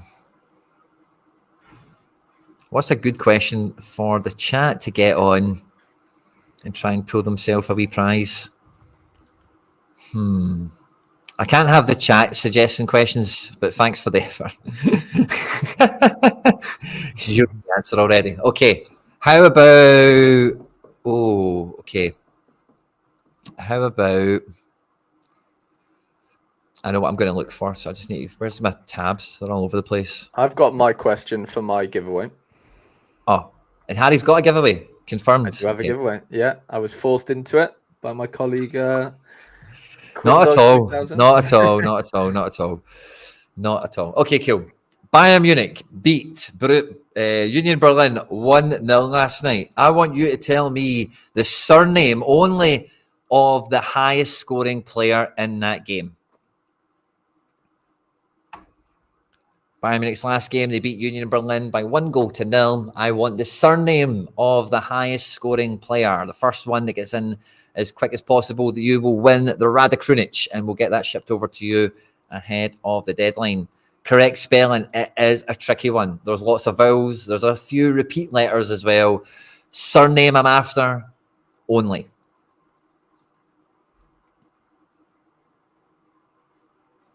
And let the live chat begin. Okay, excellent. There's a bunch of answers coming in. Now, it's Rafael Guerrero. He is notoriously got one of the hardest names in world football to spell, especially on a keyboard with predictive text very quickly. So it is spelt. We'll put it on screen so I don't need to just holler it out. I think I will. Guerreiro. So that's what we're looking for. Now, maybe some of you have got it in your predictive text already, and this might be a bit of a bum. Maybe we get some bum answers. But do you know what? I think the very first response has nailed it. Capital letter and all, by the way. Guerrero. Oh, no, it's... Oh, I thought this was first, by the way. I thought this was first, but it's not. The I and the R, wrong way around, which means it's blue tomatoes on my screen. Do we count the non-capital letter? Ooh, that is controversial. That is very controversial, Quinny. Ooh. I think we do, because I was looking. I wonder how many capitals I've got here, but it's a mixture. So I think we'll give it. Blue Tomatoes is the winner. Congratulations, mate. Huge win. Radakrunic, huge card to be picking up. Just let me know your club name pronto, and I'll get that shipped over to you the now. Blue Tomatoes.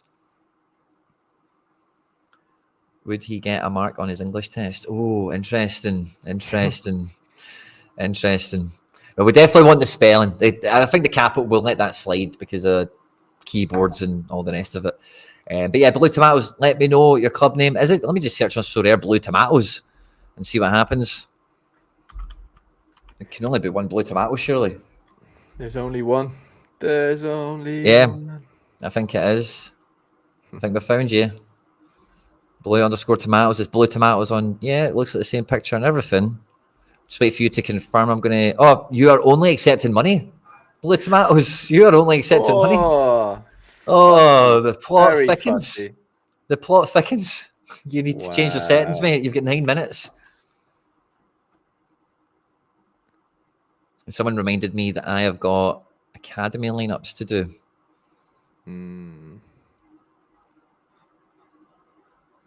So let me get this on the screen. I know academy lineups are super exciting. So I've still got a playing goalkeeper. Have I actually got a team that works? Wow, you're leaving out Oblak. That's nuts. Yeah, I guess you've got Heart, haven't you? Yeah. It's Valencia. They probably won't keep a clean sheet. Can I make a team? But I've got a lot of guys out. Like my best midfielder is Boateng or Campo. Let's say Boateng because Livingston are rubbish. And then like I've not even got any forwards. I've got Camelo, who's kind of meh. And then who else is playing? Quattro, maybe Noroke. Probably play Quattro for points. It's a training team. What do you think, guys? Should I put that into something? I mean, there's nothing. It's probably not my best. That's probably not my best chat up line. I've got to admit. But but guys, should I put this into something? Let me know. Let me know what you think. Well, I scrambled the academy teams in. So, Quinny, I'm going to give away a NASA Chadley rare card. Oh, I love it. That I paid 14 whole pounds for not too long ago. And he's a 1920 card as well, so he's very easy on the eye. Oh, yeah. Very easy on the eye. And I do have a question. Love it. Are you ready, chat? And I will want a number as the answer. And the question is, how many goals have PSV scored in the league this season? Oh. Boom. Let's go. That is a boom. Let's go. Have a question. That is a boom. Ooh, they're flooding in, Quinny. The answer, sorry. Hope you know the right answer. I do. I have it in front of me. What are we saying about multiple guesses, Quinny? Is that fine, do you think? Yeah, I normally don't look for that. I just look for the first right answer to come in. Well, the first Never right thought about answer multiple is entries. the first right answer is a multiple entry, if that makes sense. Roger. So I don't care about it. Personally, okay. That's me. Fair enough. Yeah. I'm not against it. I didn't say you can only have one guess, did I, to be honest? So they're just playing the game that's in front of them. And yeah, so we had a few close ones, 57, 66s. But the correct What's the answer, sorry? The correct answer is 60 on the dot. 60 on the dot. I've got me SSV as the first with 60. Jonathan's at the same time, so 2:53 p.m. with the same answer, of course. Wow, I've got me SSV 57, and then I do see. Oh, you're right. Me SSV just before Jonathan. And then you've got Jack as well, who's 2:53 as well. You got Roman 2:53. They all said, and Zildra 2:53. Wow, there's like 5 correct answers in the same. Well, I guess that makes sense. In this, yeah, fair enough. Hendo 60, Tom, George as well. Yeah, loads of you guys had 60 in the same sort of minute. So fair play. But yeah, the first one I see, lads, is me SSV. Unfortunately, I know he's gone twice, but what can we do? We can't. I didn't say you could only have one guess, so yeah, looks like this card is going to me SSV, which I'm not against at all. But just sorry. Congratulations! Yeah, massive congrats. That is huge. I'm guessing your Sorare name is me SSV, isn't it? I know we do lineups every week, but I'm just. It's hard to remember everyone. Yeah. Let's have a little look. Let's have a quick little scan of. Let me send them to you before the deadline, just so. Me SSV. There we go. We'll go trade. And the Chadley is off to you. Look after him. Love it. Hope he doesn't get any injuries and stays on track, doesn't overeat or overindulge in any way. Make sure he's behaving. Yeah. Let's hope so.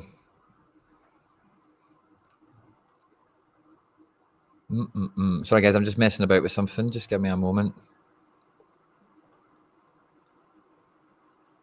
But yeah, I think we're looking pretty good. I think we're looking pretty good. And fine. Right, cool. And where are we at? Sorry, I want to. Blue Tomatoes trade. Still only accepting cash. Let me refresh it one more time. Shocking. Still only accepting cash. Blue Tomatoes. It's like he doesn't want it. It's like he doesn't want it. Not before the deadline, anyway. Oh, we can do it now. We can do it now. Krunic inbound. Krunic inbound, blue tomatoes. I hope this guy is a bit of an SOS for you. He's an absolute hero, and he is whisking his way through Web3. Guys, we are at 96 likes. Before we finish the show today, can we get to 100?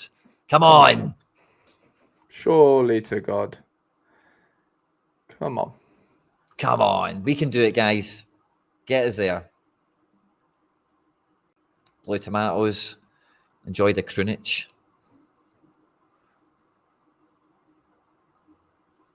But yeah, I was half toying with the idea as well of that training team still and whether to throw it into a... It's not getting any hope. I'm not getting any decisives in it, Harry. Would you play a team like that? Probably not, no. Stick it in training where it belongs. Okay. Training it. Maybe we have a wee dash to the end. Blue Tomatoes has accepted the offer. Krunic has been unveiled at Blue Tomatoes. He's been whisked through the medical pronto to get him registered and get him in time before the deadline, before the team sheets need to be submitted for ahead of the weekend, guys. We're almost there at the deadline. 2 minutes in, 2 minutes to the deadline. We've had a great stream today, guys. I've had hundreds of you joining us from all over the world. Sorare Scouts and Managers has been an absolute pleasure. And me and Harry didn't fight about rivals this time. We'll probably be doing that on another show probably at some point over the weekend, I'm sure. Benkovic is out for 10 days, so won't play. Okay, good catch on that one. I thought he got subbed off at the end, and I thought, yeah, that might be an injury. And then I went and looked at it, and I seen he was also on a booking, and he's in the projected team for the weekend. So I just thought, all right, maybe it's fine then. Mm-hmm. What we got a minute left. Jack says, what are your thoughts? You had him at 25 earlier, Jack. I don't know whether you're trying to get a nibble out of me, but you're now saying you've got him at 15. What's changed in the last hour? Jesus Christ. What's this for trying to move? Well, he's saying he's put Brennan Johnson at 15% on Sharper for next midweek. Oh. But earlier he said 25, so I don't know whether it's a typo. He's teasing you. Yeah, maybe he's having me on. Let's have a look. He's still at 25. Yeah, I think he meant 25 to be fair. No, I miscounted. I'll actually check. I mean, I don't know how you can say Timo Werner's ahead of Brennan Johnson. I'm sorry. He is. He's not, is he? He can't be. Yes. How can he not be? He's Timo Werner. Are you serious? He's a Champions League winner. Oh my God! Don't give me this, please. Top Bundesliga forward. He's been winning German cups. He's been at the top of the Bundesliga. He's been in the Germany team. Shining Xavi Simons' boot for the last fucking 5 months. You haven't sniffed grass for literally 5 months. Jack said is Johnson's miles clear. Well, one's just been signed for 55 mil. One's on loan. So, you know, if that doesn't tell you something, then I don't know what will. But Jack said he's not trying to get a nibble. Nah, mate, honestly, like, I just can't see it personally. Blue Tomatoes, let us know if you got your gang into a team. And I think Charlie sums it up perfectly. That guy from Wales. He's not actually from Wales, Carl. So oh, there you go. That guy is not even from Wales. That's what he is. He's not even Welsh. He just plays for Wales. So yeah, that sentence actually doesn't. Yeah, it should be plays for Wales. It's been an absolute pleasure, Harry. Good luck to everyone this weekend. We hope you're all locked in. You've got your likes secured. Good RNG, no DNPs, perfect captain choices. They're all on their way to you. And yeah, good luck to everyone this weekend. I'll see you around on the channel for some more content. And yeah, Harry, good luck to you, mate, as well. Massive good luck, mate. And yeah, all the best to everyone at home as well. Take care, guys.